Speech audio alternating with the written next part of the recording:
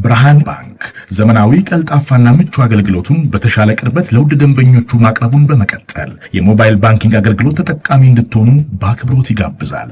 በዚህ አገልግሎትም ደንበኞች የሞባይል ስልካቸውን ብቻ በመጠቀም የሂሳብ እንቅስቃሴያቸውን ማወቅ፣ አጭር የሂሳብ መግለጫ መጠየቅ፣ የቼክ ደብተር ማዘዝ፣ የቼክ ክፍያ መረጃ መከታተል፣ የውጭ ምንዛሬ ተመን ማወቅ፣ ከአንዱ ሂሳብ ወደ ሌላ ሂሳብ ገንዘብ ማስተላለፍ፣ ቋሚ ክፍያ ትዕዛዝ መስጠት፣ የብድር ክፍያዎችን መፈጸም ይችላሉ። በዚህ አጋጣሚም የብርሃን ካርዶን በመጠቀም በሽያጭ ማዕከል ማሽን ፖስ ለግብይቶ ክፍያውን መፈጸም እንደሚችሉ ብርሃን ሲያበስራችሁ በታላቅ ደስታ ነው። በጊዜና በቦታ ያልተገደበ ምቾትና ዘመናዊነትን ያነገበ አገልግሎት ተጠቃሚ ስናደርገው ደስ ይለናል። ብርሃን ባንክ፣ እንደ ስማችን ብርሃን ነው ስራችን። ሰላም እንዴት ናችሁ? ዳይፌም 95.1 ሬዲዮ አድማጮቻችን ፉትቦል ካፌ ተጀምሯል። አላዛር አስገዶምና መስዋዕት አለባቸው ከቴክኒሻናችን ሳምራይስ ጋር በመሆን እስከ 4:30 ድረስ የተለያዩ ጉዳዮችን ያነሳን ቆይታ እናደርጋለን። ዛሬ እንግዲህ ሁለቱንም በአሰልጣኞች ዙሪያ ያነሳን ነው ቆይታ የምናደርገው። ትናንትና እንግዲህ ሻቢ አሎንሶ በወራቱ ውስጥ ከሪያል ማድሪድ አሰልጣኝነት መነሳቱን የሰማንበት ምሽት ነበረ። ይህንን ጉዳይ እናነሳዋለን። ከዚህ በፊት ያልተሰማ ወሬ አልነበረም። ነገር ግን ባለፉት ጥቂት ሳምንታት ደግሞ በመጠኑም ቢሆን ቀዝቀዝ ያለ ወሬ ይመስል ነበር። ነገር ግን ከኤል ክላሲኮ ሽንፈት በኋላ ሻቢ አሎንሶ እንግዲህ ከመንበሩ ተነስተዋል። ይሄንን ጉዳይ እናነሳዋለን። በራሱ ፍቃድ እንደለቀቀው የሚሉ አሉ። ከዛ ውጭ ግን ሪያል ማድሪድ በውሳኔው ነው ይሄ አሰልጣኝ እንግዲህ ከክለቡ እንዲለቅ ያደረገው የሚሉ መረጃዎችም አሉ። ይሄንን ጉዳይ እናነሳዋለን። ወደ ማንቸስተር ዩናይትድ ደግሞ እናመራና ከኦሌ ሶልሻ ይልቅ ማይክል ካሪክን ስለመምረጡ እናነሳለን። እንግዲህ ኦሌ ወደ ማንቸስተር ዩናይትድ እንዲመለስ ይችላል እስከ ውድድር ዓመቱ መጨረሻ ድረስ የሚሉ አስተያየቶች ሲሰጡ ነበር። ነገር ግን አሁን ካሪክ ጊዜ አሰልጣኝ ሊሆን እንደሚችልም እየተመለከትን ነው የምንገኘው። ይህንንም ጉዳይ እናነሳለን። አድማጮቻችን ደግሞ በእነዚህ ጉዳዮች ላይ ያላችሁን ሀሳብ አስተያየት እንደተለመደው ፌስቡክ ገጻችን ላይ ታጋሩን ትችላላችሁ። እንግዲህ ሻቢ አሎንሶ ከሪያል ማድሪድ መነሳቱ ትክክለኛ ውሳኔ ነው ወይ? ወደ ማንቸስተር ዩናይትድስ ከኦሌ ወይስ ከካሪክ የትኛው አሰልጣኝ ነው ቢመጣ የተሻለ የሚለው እንደዚሁ ሀሳብ አስተያየቶቻችሁ ልታጋሩን ትችላላችሁ። መልሰን ወደ እናንተ የምናደርስ ነው የሚሆነው። በእነዚህ ጉዳዮች እንቆያለን። እንዴት አደርካሊስ? እግዚአብሔር ይመስገን ሳደና ነኝ። እንዴት አደርሽ? እንዴት አለሽ? እግዚአብሔር ይመስገን። እነዚህን ጉዳዮች ያነሳን እንቆያለን። ያው በጣም አስገራሚ ነው አይደል? ሻቢ አሎንሶ ከሪያል ማድሪድ መነሳት በጣም አስገራሚ ነው። ያው እንደምታውቂው በቋፍ ነበር ከሰሞኑን በተለይ 5 ተከታታይ ጨዋታዎች ከማሸነፉ በፊት በተከታታይ ቀናት በሜዳው በቤርናቤው በሴልታ ቪጎና በሲቲ ሲሸነፍ፣ በተለይ ከሲቲ ሽንፈት በኋላ በሲቲ ከተሸነፈ ይሰናበታል እየተባለ ስለነበር የአሎንሶ ሊሰናበት መሆን የማይጠበቅ አይደለም። እንዲያውም በረጅም ጊዜ ሂደት ካየሽው አይቀሬ ይመስል ነበር። በውድድር ዘመኑ በአንደኛው ነጥብ ሲዝኑን የሚጨርስ አይመስልም ነበር። ግን አንደኛ ሰሞኑን ጨዋታዎች ቡድኑ ማሸነፍ ጀምሮ ነበር። ሁለተኛ በኤል ክላሲኮ ሪያል ማድሪድ ያሳየው ፐርፎርማንስ ለወዲያው ስንብት የሚያጋልጥ አይመስልም። በአንዳንድ ባለፈው የውድድር ዘመን በነበሩ ኤል ክላሲኮ ጨዋታዎች ላይ 5-2 4-0 ምንም ናይ ስለነበር እና በሁለቱ ቡድኖች መካከል የነበረው ርቀት በጣም ሰፊ ስለነበር ኢሚዲየትሊ የሚያስባረሩ ሽንፈቶች አሉ። ለምሳሌ ሎፔቴጊ ሲሰናበቱ 5-1 ከተሸነፉ በኋላ ነበር የተሰናበቱት። ልክ እንደዛ አይነት ድራማዊ ሽንፈት አልነበረም። በፐርፎርማንስም በኩል ለየት ያለ ታክቲካዊ ዲዛይን ነው፣ ግን ያን ያህል ለወዲያው ስንብት የሚያጋልጥ አይነት መጥፎ ታክቲካዊ እቅድ የነበረም አይመስልም። ግን መጨረሻ ላይ ከኃላፊነት እንዲነሳ ሆኗል እና እኔ መሰናበቱ የማይጠበቅ አልነበረም። ግን ከዚህ ከእሁዱ ጨዋታ በኋላ ይሰናበታል የሚል ግምት ግን አልነበረኝም እና ለብዙ የሪያል ማድሪድ ተጫዋቾችም ዜናው በጣም አስገራሚ ሆኗል፣ አስደንጋጭ ሆኗል ነው የተባለው። ምክንያቱም ምንም ምልክት አልነበረም በሪያል ማድሪድ ሰዎች በኩል። ልክ እንደኔና እንዳንቺም በሪያል ማድሪድ ዌብሳይት ላይና በሶሻል ሚዲያ ፕላትፎርሞቹ ላይ ሪያል ማድሪድ ከአሎንሶ ጋር በጋራ ስምምነት ተለያይተናል የሚለውን ስቴትመንት ሲያወጣ ነው አብዛኞቹ የሪያል ማድሪድ ወይም ሁሉም የሪያል ማድሪድ ተጫዋቾች የአሰልጣኙ መሰናበት ያወቁት ተብሏል። አስቀድሞ የተነገራቸው ማስጠንቀቂያ ከሌላው ሰው ቀድሞ የተነገረ መረጃ አልነበረም እና ሁኔታውም ለተጫዋቾቹ በጣም አስደንጋጭ ነበር ተብሏል። እና እንደ ጠቅላላው ግን ለእኔ አሎንሶና ሪያል ማድሪድ ሚስማች ነበሩ። አሎንሶ እንደ አሰልጣኝ፣ ሪያል ማድሪድ እንደ ክለብና እንደ ክለብ ባህል አብረው ሊሰሩ የተፈጠሩ አይነት አልመሰሉም መጨረሻ ላይ እና ለነገሩ በተቀጠረም ጊዜ አንድ ትልቅ የሪያል ማድሪድ ሌጀንድ ወደ ቤቱ መመለስ፣ በሌላ ቦታ በጣም የተሳካለት አሰልጣኝ፣ በሌላ ቦታ ግሩም እግር ኳስ የተጫወተ አሰልጣኝ ቢሆንም ግን ደግሞ በዛ በሌቨርኩሰን የሰራውን አይነት ቡድን ለመስራት የሚያስችል የስኳድ ፕሮፋይል የለውም። የሪያል ማድሪድ ስብስብ የተሻለ ነው ከሌቨርኩሰን ጥያቄ የለውም። ግን ያ አይነት የሱን አይነት ቡድን ለመስራት የተጫዋቾቹ ፕሮፋይል ወይም የተጫዋቾቹ ፈቃደኝነት ወይም የሪያል ማድሪድ ባህል ማስገደድ አለበት። ሪያል ማድሪድ ከሁሉም የአውሮፓ ክለቦች በላይ ስኬታማ ነው። ግን ስኬታማ የሆነው በሌላ መንገድ ነው። አሎንሶ ደግሞ ስለ አሎንሶ ያለን ሳምፕል ሳይዝ በጣም ትንሽ ቢሆንም ግን በዛ የአሰልጣኝነት ጅማሬው በጠዋቱ ያየነው ቡድን ደግሞ ሌላ አይነት ሴትን የሚወክል። ስለዚህ መጀመሪያውኑ የሚስማችነት ጥያቄ አለ። ግን ሪያል ማድሪድ ስኬታማ በመሆኑ ይቀጥላል። አሎንሶም ግን ቀጥሎ ትልቅ ፕሮጀክት ይረከባል። እሱ ምንም ጥያቄ የለውም። ለሪያል ማድሪድ የሚሆነው አሰልጣኝ እሱ አይደለም ማለት ነው። እና በእኔ በኩል ግን ያልጠበቅኩት አንቺም የጠበቅሽው አይመስለኝም። ሰሞኑን እንደዚህ አይነት ምልክት ይሄ ሱፐር ካፕ ወሳኝ እንደሆነ እናውቅ ነበር። ግን ከዛ የእሁዱ ጨዋታ ባህሪ በመነሳት ምክንያቱም መጨረሻ ላይ ምን ሊሆን ነው ማለት ነው አልቫሮ ካሬራስ ያንን ጎል ቢያስቆጥረው ኖሮ ወይም አሴንሲዮ ያንን ጎል ቢያስቆጥረው ኖሮ እና ሪያል ማድሪድ በመለያ ምት ቢያሸንፍ ኖሮ በነዛ የጨዋታው ጥቃቅን ዝርዝሮች ምክንያት ነው ማለት ነው አሰልጣኙ በኃላፊነት የሚቆየው ወይስ ሰፊውን ቦዲ ኦፍ ወርክ ነው የምታዩ? ውሳኔ ስታሳልፊስ ምኑን የትኛውን ዝርዝር መነሻ አድርገሽ ነው? ካሬራስ አገባው አይንን ጎል እና ማድሪድ በኋላ በመለያ ምት አሸነፈ እንበል። አሎንሶ ማባረር ካለብሽ ስቲል ማባረር አለብሽ። ያ የካሬራስ አንድ ከ7 ሜትር የተገኘ እድል መጠቀምና አለመጠቀም ጠቅላላውን ግምገማሽን ሊቀይሩ አይገባም አይደል? ግምገማሽ ራሽናል ከሆነ የበለጠ አናሊቲካል ከሆነ እና ያ ጎል አልገባም፣ ስለዚህ አሰልጣኙ ተሰናበተ ማለት ነው። ምክንያቱም አያባረውም ነበረ ያንን ጨዋታ አሸንፈው ቢሆን ኖሮ። ያው ምንድነው ሪያል ማድሪድ በዌብሳይቱ ላይ ያለው የክለቡ ሌጀንድ ነው። ወደ ቤት በየትኛውም ጊዜ መመለስ ትችላለህ። ለአንተናስ ያንተ ስታፍ በኃላፊነት በነበራችሁበት ጊዜ ለሪያል ማድሪድ ለሰጣችሁት ነገር ሁሉ እናመሰግናለን፣ ግን በጋራ ስምምነት በሙቹዋል ኮንሰንት ተለያይተናል ነው የሚለው። በጋራ ስምምነት አይደለም።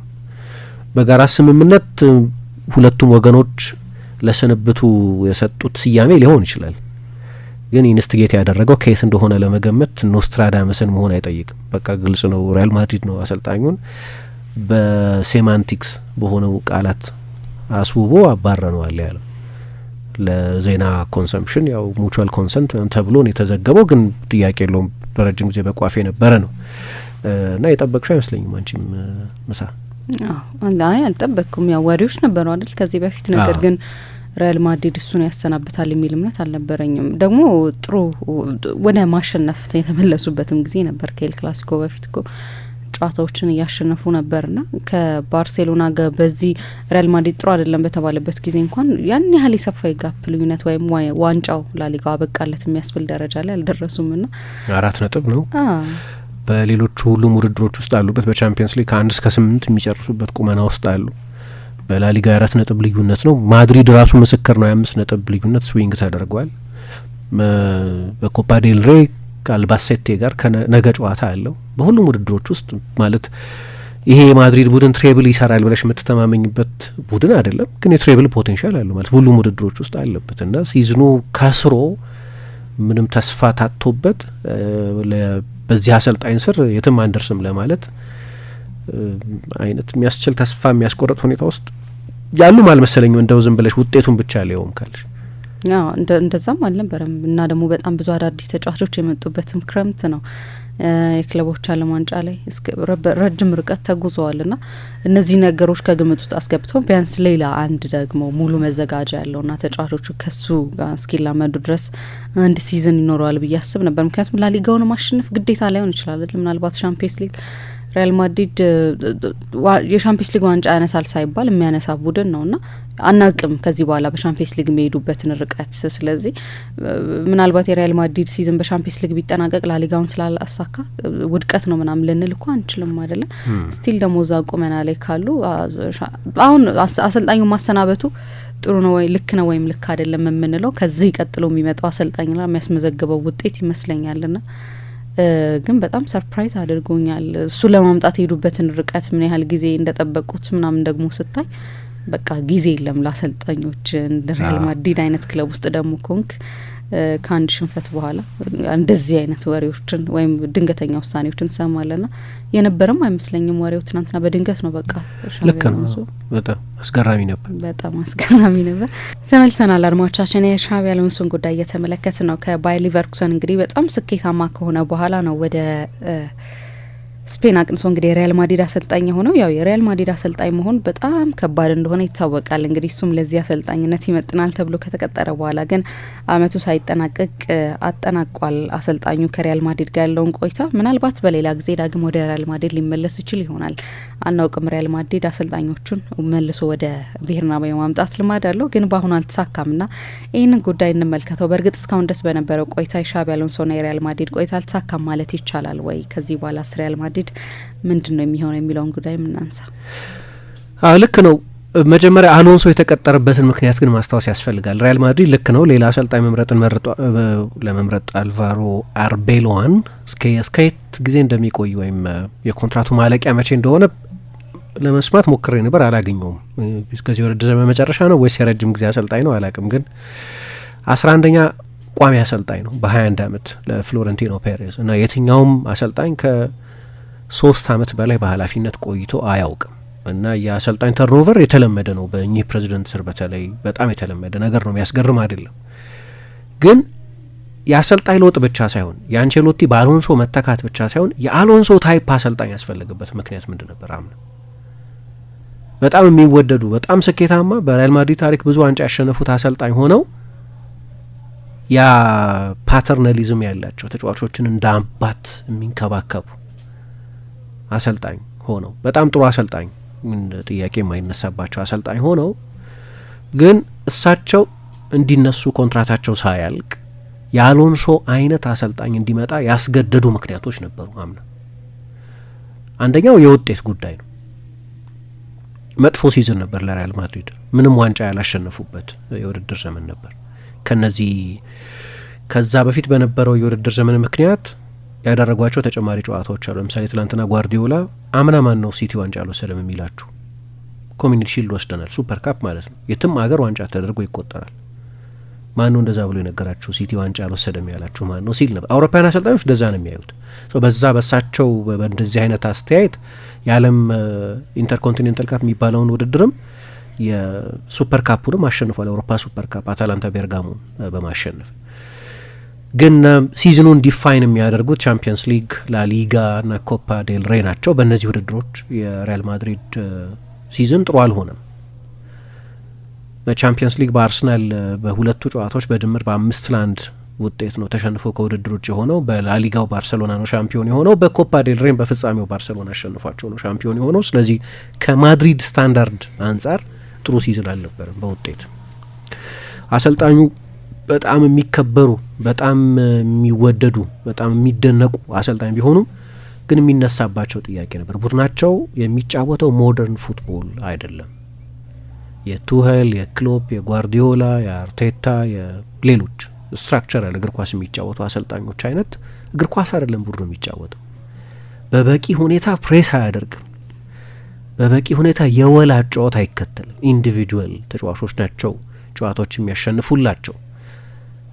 ማጥቃቱም ስትራክቸር አይደረግም፣ መከላከሉም ስትራክቸር አይደረግም። ፓተርን የለውም ሪያል ማድሪድ። ምንም እንኳ የእሳቸው መንገድ የሰራባቸው ጊዜያት የነበሩ ቢሆንም ግን አሁን የለውጥ ጊዜ ነው።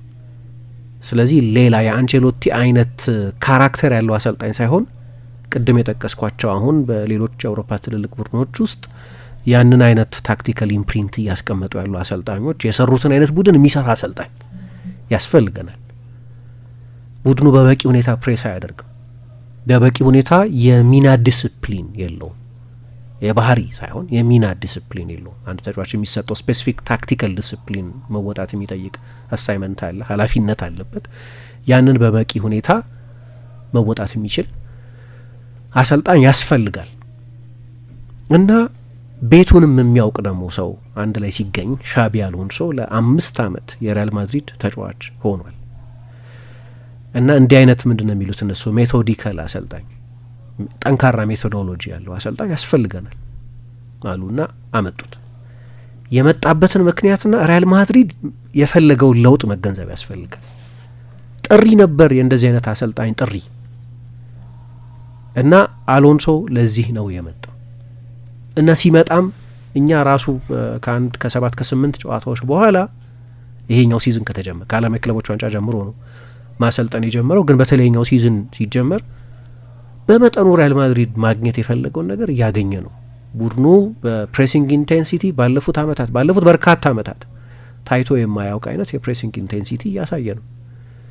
የሚጫወትበት መንገድ የሚታወቅ አይነት ፓተርን ያለው ነው የሪያል ማድሪድ አጫወት እያልን ቆየን። ከአንድ ጨዋታ በስተቀር በአትሌቲኮ ማድሪድ 5-2 ከተሸነፉበት ጨዋታ በስተቀር እሱም አሎንሶ ራሱ እስከዛ ድረስ የነበረውን እቅድ በመተው የበለጠ ሪትሪት አድርጎ በካውንተር የሚጫወት ቡድን ስላደረገው እንጂ ከዛ ጨዋታ በስተቀር ከ13 ጨዋታ 12 ጨዋታ ጀምሮ ነው ሲዝኑን የጀመረው። እየሰራ ነበር በመጠኑ በተሟላ ሁኔታ አይደለም። ማስታወስ የሚያስፈልገን ሪያል ማድሪድ ፕሪሲዝን አልነበረው። ኦልሞስት የዓለም የክለቦች ዋንጫ ሴሚፋይናሊስት ነበር። ስለዚህ እንደ ፓሪስ ሳን ጀርማን እንደ ቼልሲ ሁሉ እንደ ሌሎቹ እስከ ግማሽ ፍጻሜ ድረስ እንደሄዱት ሌሎች አውሮፓ ቡድኖች ሁሉ የተሟላ የቅድመ ውድድር ዘመን ዝግጅት አልነበረውም እና በደንብ ደግሞ ለእሱ አይነት የጨዋታ ኢንቴንሲቲ የሚሆን የፕሪሲዝን የአካል ዝግጅት ለማድረግ በቂ አልነበረም። በ2 ሳምንት ጊዜ ውስጥ ነው ሌሎቹ ቡድኖች እንደሆኑት ሁሉ ሪያል ማድሪድም ከዓለም የክለቦች ዋንጫ ወደ ኦፍ ሲዝን ወደ ፕሪሲዝን ሄዶ ወደ ሲዝን የገባው ሲዝኑን የጀመረው። እንደዛም ሆኖ ምልክቶቹን ማየት ይቻል ነበር። ያው የነገሮቹ ጥፋት የጀመሩበትን አጋጣሚ እናውቀዋለን። የኤል ክላሲኮ ጨዋታ ላይ ኃላፊነቱን ከተረከበበት ጊዜ ጀምሮ ከዓለም የክለቦች ዋንጫ ወደ ኋላ ለለጥጠውና ነገሩን ለዛም ቡድን ኃላፊነት ይውሰድና ኃላፊነቱን ለመረከብ ዝግጁ ስለሆነ 3 ቀን ብቻ ልምምድ እንደሚያሰራ እያወቀ ነው ኃላፊነቱን የተረከበው። ሪያል ማድሪድ ብዙ ተጭኖት ነበር በዚያ ጊዜ ኃላፊነቱን እንዲረከብ። ቢሆንም 20 ጨዋታ አድርጎ 17 ጨዋታ አሸንፎ ነበር እስከ ኤል ክላሲኮ ጨዋታ ድረስ። ያንን የኤል ክላሲኮ ጨዋታ ሲያደርግ ሪያል ማድሪድ አሸነፈ ባርሰሎናን በጣም በሚያሳምን ብቃት። የማድሪድን የአምና የኤል ክላሲኮን ሬከርድ እና በጠቅላላውም የትልልቅ ጨዋታዎች ሬከርድ እናውቃለን እና እዛ ጨዋታ ላይ በጣም ሶሊድ የሆነ በኃይለኛ ኢነርጂ የሚጫወት ባርሰሎናን በብዙ የጨዋታው ምዕራፎች ዶሚኔት ያደረገ የፖሴሽን ዶሚኔሽን ማለት ነው። የጨዋታ ዶሚኔሽን ግን ነበሩ። ከዛ ጨዋታ በኋላ ነው ግን የአሰልጣኙ ኦቶሪቲ ዲሚኒሽድ የሆነው እና ምክንያቱን እናውቀዋለን፣ ግን የማድሪድን ካልቸርም እናውቀዋለን። አሁን ያስባረረው ቪኒሸስ ነው ያልኩ አይደለም፣ ግን የአሰልጣኝን ኦቶሪቲ ግን ዲሚኒሽ ያደረገ ቅጽበት ነበር። ከዛ በኋላ ሪያል ማድሪድ ግማሹን ጨዋታ ነው ያሸነፈው ካደረጋቸው ጨዋታዎች መካከል። ማድሪድም ያንን ኢንሲደንት ተከትሎ የተከተለው ፖሊሲ ነበር የአሰልጣኙን የውሳኔ ስልጣን የበለጠ የሚያጠናክር ሳይሆን። ለምሳሌ አርነ ስሎት በእኔ ግምት ሳላ ከቪኒሸስም በላይ የሊቨርፑል ሌጀንድ ነው። ቪኒሸስ የሪያል ማድሪድ ሌጀንድ ከሆነበትም መጠን በላይ በቆይታውም ምክንያት በደረሰበትም የስኬት መጠን ምክንያት ባስቆጠራቸው ጎሎችም ምክንያት በብዙም መለኪያዎች ንጽጽሩ ቢቀር እንኳን በጣም ትልቅ ተጫዋች ነው። ከዛ የአሰልጣኙን ኦቶሪቲ ነው ከጨዋታው በኋላ በነበረ ቃለ ምልልስ ላይ የአሰልጣኙን የመወሰን ስልጣን የእሱን መሰለፍ አለመሰለፍ የሚወስን ስልጣን የአሰልጣኙ ስልጣን መሆን አለበት። አሰልጣኙ ሲጀመር የተሾመው ለዛ ስለሆነ እና ያንን የ7 ደቂቃ ከ32 ሰከንድ በጣም ድራማዊ የሆነ በጠንካራ ቃላት የታጀበ ንግግር አደረገ። ቀጥሎ ሊቨርፑል የተከተለውን ፖሊሲ ማየት ጥሩ ነው። ሊቨርፑል ቀጥሎ የተከተለው ፖሊሲ ከኢንተር ጋር በጣም ወሳኝ ጨዋታ አለብን በቻምፒየንስ ሊግ ከ1 እስከ 8 ባለው ስፍራ ውስጥ መቆየት አለመቆየታችንን ሊወሰን የሚችል ጨዋታ፣ ሜቢ ሲዝን ዲፋይኒንግ ጨዋታ ሊሆን ይችላል። አልተሰለፈም። ሳላ አልሄደም ወደ ሚላን፣ አውሮፕላን ውስጥም አልተሳተፈም። ሊቨርፑል ለዛ ንግግሩ ሳላህን ጨዋታን የቀጠው ወደ ጨዋታ ሲመለስም ጭምር ከርተስ ጆንስ በኋላ እንዳለው ተጫዋቾቹንና አሰልጣኙን በሙሉ ይቅርታ ጠይቆ ነው ወደ ብራይተኑ ጨዋታ ላይ ተቀይሮ እንዲገባ ለስራውን ቤንች ነው እኮ የነበረው ያንንም ጨዋታ ተቀይሮ እንዲገባ ያደረገው። አሁን ይሄ የምትመርጪው መንገድ ነው። የአሰልጣኙን ስልጣን ኢምቦልደን ታደርጊያለሽ ወይ የበለጠ ስልጣን ትሰጪዋለሽ ወይስ ምንድን ነው የምታደርጊው የሚለውን የሚወስን። ለእኔ ሪያል ማድሪድ አሎንሶን የፈለገበት ምክንያት ነበር። የአሎንሶ አይነት አሰልጣኝ የሚያስፈልግበት ምክንያትም ነበር። አሁን ለዛ መጀመሪያውኑ ያ ፕሪሞርዲያል ምክንያት አሎንሶን እንድትቀጥሪው ምክንያት የሆነው የሪያል ማድሪድ ድክመት አለ። ግን ደግሞ በአንድ በኩል የሚያስቆጭ አጋጣሚ ነው ልለው እችላለሁ። ትልቅ አጋጣሚ ነበር። በታክቲክ ዝግጅቱ በጣም የሚደነቅ ኢኖቬቲቭ የሆነ በጀርመን በነበረበት ጊዜ በሌቨርኩሰን ታሪክ ለመጀመሪያ ጊዜ ዋንጫ ኢንቪንስብል ሆኖ ዋንጫ ያሸነፈ ኢንቪንስብል ሆኖ 53 ጨዋታ ምናምን የሄደ ዩሮፓ ሊግ ፋይናል ላይ ብቻ ነው አመቱን ሙሉ የተሸነፈው።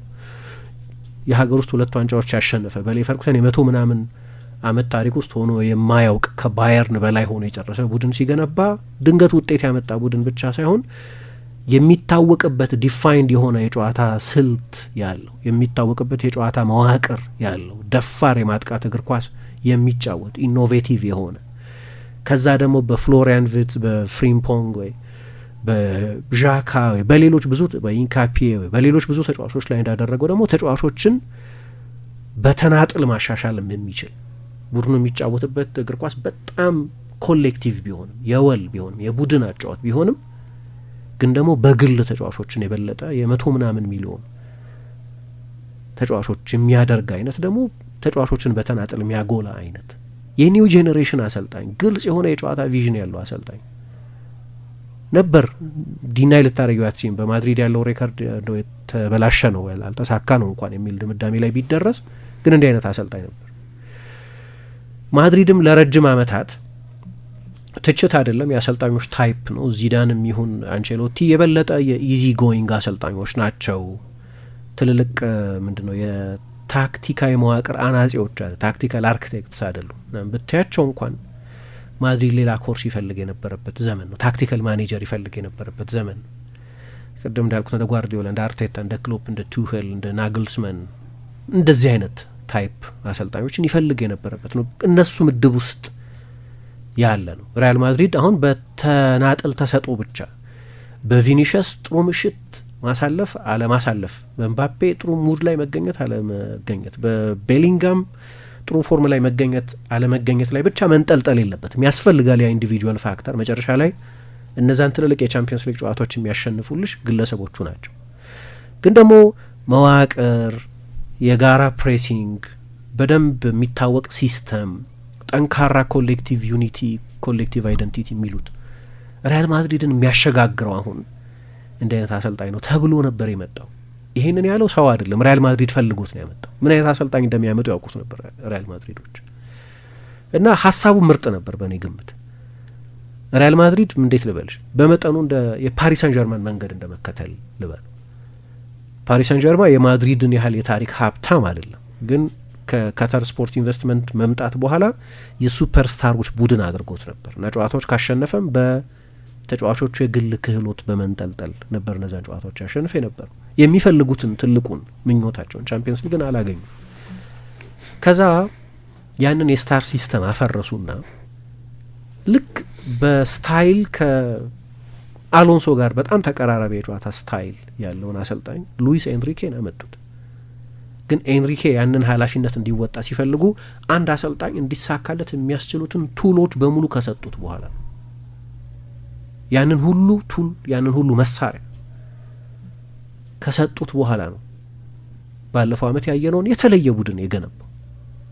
ባለፈው የውድድር ዘመን በፍጻሜ የሲሞኔ ኢንዛጊን ኢንተርን 5-0 ያሸነፈ፣ በመንገዱም የአርቴታን አርሰናል፣ የስሎትን ሊቨርፑል፣ የኤሜሪን ቪላን ምናምን እያሸነፈ ፍጻሜ ድረስ የደረሰ የጓርዲዮላን ሲቲን በዛው በቻምፒየንስ ሊግ ባለፈው የውድድር ዘመን ያሸነፈ፣ እነዚህ በሙሉ የላቁ አሰልጣኞች ናቸው። ምርጥ ቡድኖች የሰሩ አሰልጣኞች ናቸው። እነዚህን ሁሉ የሰባበረ ቡድን የገነባው ያንን ስኬታማ እንዲሆን የሚያስችል ትጥቅ ከሰጠው በኋላ የመወሰን ስልጣንም ከሰጠው በኋላ ማንም በሱ ሴሌክሽን ላይ ጣልቃ አይገባም። ዴምቤሌ በኋላ ባሎንዶር ያሸነፈውን ተጫዋች ከአርሰናል ጨዋታ በኋላ የአርሰናል የመጀመሪያው ዙር ላይ ኤምሬትስ ላይ አርሰናል 2-0 ያሸነፈበት ስብስብ ውስጥ አላካተተውም ጭራሽ እና እሱ ሲዝኑ ሲያልቅ ዲፋይኒንግ ሞመንት የሚለው ዴምቤሌን ከዛ ወደ ለንደን ከተጓዘው አውሮፕላን ውጪ ማድረጌ ነው ይላል። በሲዝን ውስጥ የወሰንኩት ምርጥ ውሳኔ ይላል። ከምባፔ በኋላ የቡድኑ ስታር እሱ ነው የነበረው። ያንን የመወሰን ስልጣን ግን ሰጥቶታል። እዛ ጨዋታ ላይ ተጫዋቹን በፐርፎርማንስ ይሁን በልምምድ ሜዳ በሚያሳየው ጠባይ ይሁን ከዛ የሬን ጨዋታ በኋላ የኔን ስልጣን የሚጋፋ አስተያየት ሰጥቷል ብሎ ነው እኮ መልበሻ ክፍል ውስጥ ከዛ በኋላ ዲስባንድ ያደረገው። ያ ስልጣን ነው 15 ደቂቃ ሲቀረው ተጫዋች የመቀየር ስልጣን ነው ትንሹ መሆን አለበት። እንዲያውም ለአንድ አሰልጣኝ የምትሰጪው ትልቁ ስልጣን ወይ ካልሆነ አሰልጣኝ አያስፈልግሽም። የተጫዋችን የደቂቃ ዶዝ የሚወስን አሰልጣኝ አያስፈልግም ማለት ነው። እንደዛ ከሆነ እንደ አይነት ውሳኔ የማይወስን ከሆነ አዝ ሂ ሲዝ ኢት የማይወስን ከሆነ ትርጉም የለውም። አሰልጣኝ ለምን ታመጫለሽ? አሰልጣኝ ያለው ለዚህ ነው፣ ስራው እሱ ነው። በቃ ያንን ሊሰራ ነው የመጣው። ኤንሪኬ እንደዚህ አይነት የመወሰን ስልጣን ነበረው። ማድሪድም መከተል የፈለገው ቢያንስ መጀመሪያ እንዲህ አይነቱን መንገድ ነው። በኦርጋናይዜሽን በታክቲካዊ ስራ ስኬታማ እንዲሆን የሚፈልግ አይነት ለዚህ ነው የመጣው እና ይሄ ደግሞ ፕሮጀክት ነው። ፕሮጀክት ጊዜ ይፈልጋል። ፕሮጀክት ጊዜ ይፈልጋል፣ ሰው ይፈልጋል፣ ትዕግስት ይፈልጋል። ጊዜው የተወሰነ ነው እና በመጀመሪያዎቹ አካባቢ ጥሩ ምልክት ማሳየት አለበት፣ ተስፋ ማሳየት አለበት። ለማድሪድ 6ኛ የሆነ ምናምን መታገስ አይችልም፣ ይገባኛል እሱን። ቅድም ግን እያልን ነበር ማድሪድ ፕሮጀክት ውስጥ ሆኖ ከላሊጋው በ4 ነጥብ ርቀት ላይ ብቻ ነው ያለው። አንድ ጨዋታ የ1 ነጥብ ርቀት ሊያደርገው ይችላል። አንድ የላሊጋ ዊኬንድ በቻምፒየንስ ሊግ ወደ 2ኛው ዙር ለማለፍ በሚያስችል ሁኔታ ላይ ነው ያለው። በኮፓ ዴል ሬ ስቲል ውድድር ውስጥ ነው ያለው። የውጤት ኮምፕሮማይዝም እያደረገ አይደለም ያን ያህል ስቲል ጥሩ ሁኔታ ላይ ነው ያለው። የሻቢ አሎንሶ የመጀመሪያዎቹ 34 ጨዋታዎች ውጤትና የሃንዚ ፍሊክ የመጀመሪያዎቹ 34 ጨዋታዎች ውጤት አንድ አይነት ነው። አንድና ያው ነው። ሁለቱም እኩል ጨዋታ ነው ያሸነፉት። እኩል ጨዋታ ናቸው የተለያዩት። እኩል ጨዋታ ነው የተሸነፉት። እንዲያውም አሎንሶ የበለጠ ከባባድ በሚባሉት ጨዋታዎች ነው የተሸነፉት። ሽንፈቶቹን በሙሉ ካየሻቸው ከ1-2 ጨዋታዎች በስተቀር በትልልቅ ቡድኖች ነው የተሸነፈው። ፕሮጀክት ደግሞ ጊዜ ይፈልጋል ስል ለምሳሌ ጓርዲዮላ በመጀመሪያው ሲዝን ዋንጫ አልወሰድም፣ 3ኛ ሆኖ ነው የጨረሰው ሲቲ። ከዛ ሁሉ ኢንቨስትመንት በኋላ በፔሌግሪኒ ስር እኮ የመጨረሻው ሲዝን ላይ ሊግ ካፕ ወስዷል። ቻምፒየንስ ሊግ ሴሚ ፋይናሊስት ነበር። በፕሪሚየር ሊግ ቶፕ 4 ውስጥ ጨርሷል። ከዛም ያነሰ ሲዝን ነው የመጀመሪያው የጓርዲዮላ ሲዝን። አርቴታ ሊባረር ተቃርቦ ነበር። አሁን የፕሪሚየር ሊግ ፌቨራይት ነው አርሰናል። ባለፉት ዓመታትም ሲሪየስ ቡድን ከአውሮፓ አሪፍ ቡድኖች መካከል አንደኛው ነበር። ዋንጫ አላሸነፈም ስቲል ግን ሊባረር ነበር። ያ ጊዜ ባይኖር ያንን ቡድን ማይጠ ክሎፕ የመጀመሪያዎቹ 3 ዓመታት ላይ ዋንጫ አልወሰዱ። ምንድነው ዲስቲንክት የሆነ የጨዋታ ስታይላቸውን ቶሎ ማየት ችለን ነበር። የሆኑ የውጤት ምልክቶች ማየት ችለን ነበር። ምክንያቱም ዩሮፓ ሊግ ፋይናል ደርሰዋል፣ ሊግ ካፕ ፋይናል ደርሰዋል፣ ቻምፒየንስ ሊግ ፋይናል ደርሰዋል። በፕሪሚየር ሊግ የቶፕ 4 ቡድን አድርገውታል። ሲረከቡት 10ኛ የነበረ ቡድን ነው። በመደበኝነት የቻምፒየንስ ሊግ ቡድን ማድረግ ችለው ነበር። ያንን ገገን ፕሬሲንግ የሚሉትን የጀርመን ካውንተር ፕሬሲንግን ማየት ችለናል። እንደዚህ ኦኬ። ግን ዋንጫ የሚባል የታንጀብል የሆነ ስኬት ዋንጫ ነው ከተባለ ያንን ዋንጫ እስከ 2019 ድረስ ቻምፒየንስ ሊግ እስኪያሸንፉ ድረስ አላገኙ። 2015 ኦክቶበር ነው በኃላፊነት ወደ ሊቨርፑል የመጡት። ግን እሱም ፕሮጀክት ነው የነበረው። ፕሮጀክት ደግሞ እንዳልኩት ጊዜ ይፈልጋል። ጡብ በጡብ ላይ በሂደት በፕሮሰስ ነው ቡድኑን የገነቡት እና እነዚህ አይነት ፕሮጀክቶች ጊዜ ትዕግስት ይፈልጋሉ። ሪያል ማድሪድ ያንን የሚያደርግ መስሎ ነበር። ያን ያህል ያለ ዋንጫ ያለ ውጤት የሚታገስ እንዳልሆነ አውቃለሁ። ሪያል ማድሪድ በቀጥታ ሪያል ማድሪድ የሚተሳሰር አይደንቲቲው ውጤት ዋንጫ ነው፣ ቻምፒየንስ ሊግ፣ ላሊጋዎች ናቸው። ግን መጨረሻ ላይ ሪያል ማድሪድ አሎንሶን ሲያሰነብት ያንን መጀመሪያ እሱን ለመቅጠር የወሰነበትን ምክንያት በመተው ይመስለኛል። ግን እኔም ሪያል ማድሪድን ብቻ አይደለም በዚህ ትችትም አይደለም፣ ማድሪድ የወሰደው አቋም ነው። ሊሰራ ይችላል አላቅም። በአርቤሎዋ ስር ዋንጫዎች ሊያሸንፉ ይችላሉ በዚህ ውድድር ዘመን። ግን ራሱ ሻቢ አሎንሶ ሚስካልኩሌት አድርጓል። እግር ኳስ ተጫዋችነት ህይወቱንም የአሰልጣኝነት ህይወቱንም ካየሽ ውሳኔዎች በጣም በጥንቃቄ እንደምታየው ሲናገርም ሲያሰለጥንም ለዝርዝር ጉዳዮች በሚሰጠው ውሳኔም በኢሞሽናል ኢንቴሊጀንሱም በሁሉም ነገሮች በጣም ስኩን ሰው ነው። ልጅ ሆኖ ወደ ሊቨርፑል ከመምጣት በፊት የሶሲዳድ ተጫዋች በነበረበት ጊዜ እናስታውሰዋለን። ያ የሬናልዴኑ ቡድን ሪያል ማድሪድን እስከ መጨረሻ 2 ድረስ ዴል ቦስኬ የነበሩበት የመጀመሪያ ጋላክቲኮስ ዘመን ቡድን ውስጥ የነበረ በጣም ወሳኝ ተጫዋች ነበር እና ሲጫወትም ልክ እንደዛ እንደ አሰልጣኝ ባለ ማስተዋል የሚጫወት ነው። በንግግሮቹም አሎንሶ እንዲህ አለ ተብሎ ውዝግብ ተነስቶ አያውቅም። በጣም ምጥን ቃላት የሚጠቀም ግን በነዛ የተወሰኑ ቃላት የሚፈልገውን መልእክት ማስተላለፍ የሚችል አይነት ኢንቴሊጀንስ ያለው ሰው። የእግር ኳስ ተጫዋችነት የዝውውር ውሳኔዎቹንም ካየሽ እያንዳንዱ የተጠና በአሰልጣኝነቱም ልክ እንደዛው የሪያል ማድሪድን ከ14 ዓመት በታች ቡድን በማሰልጠን ጀመረ።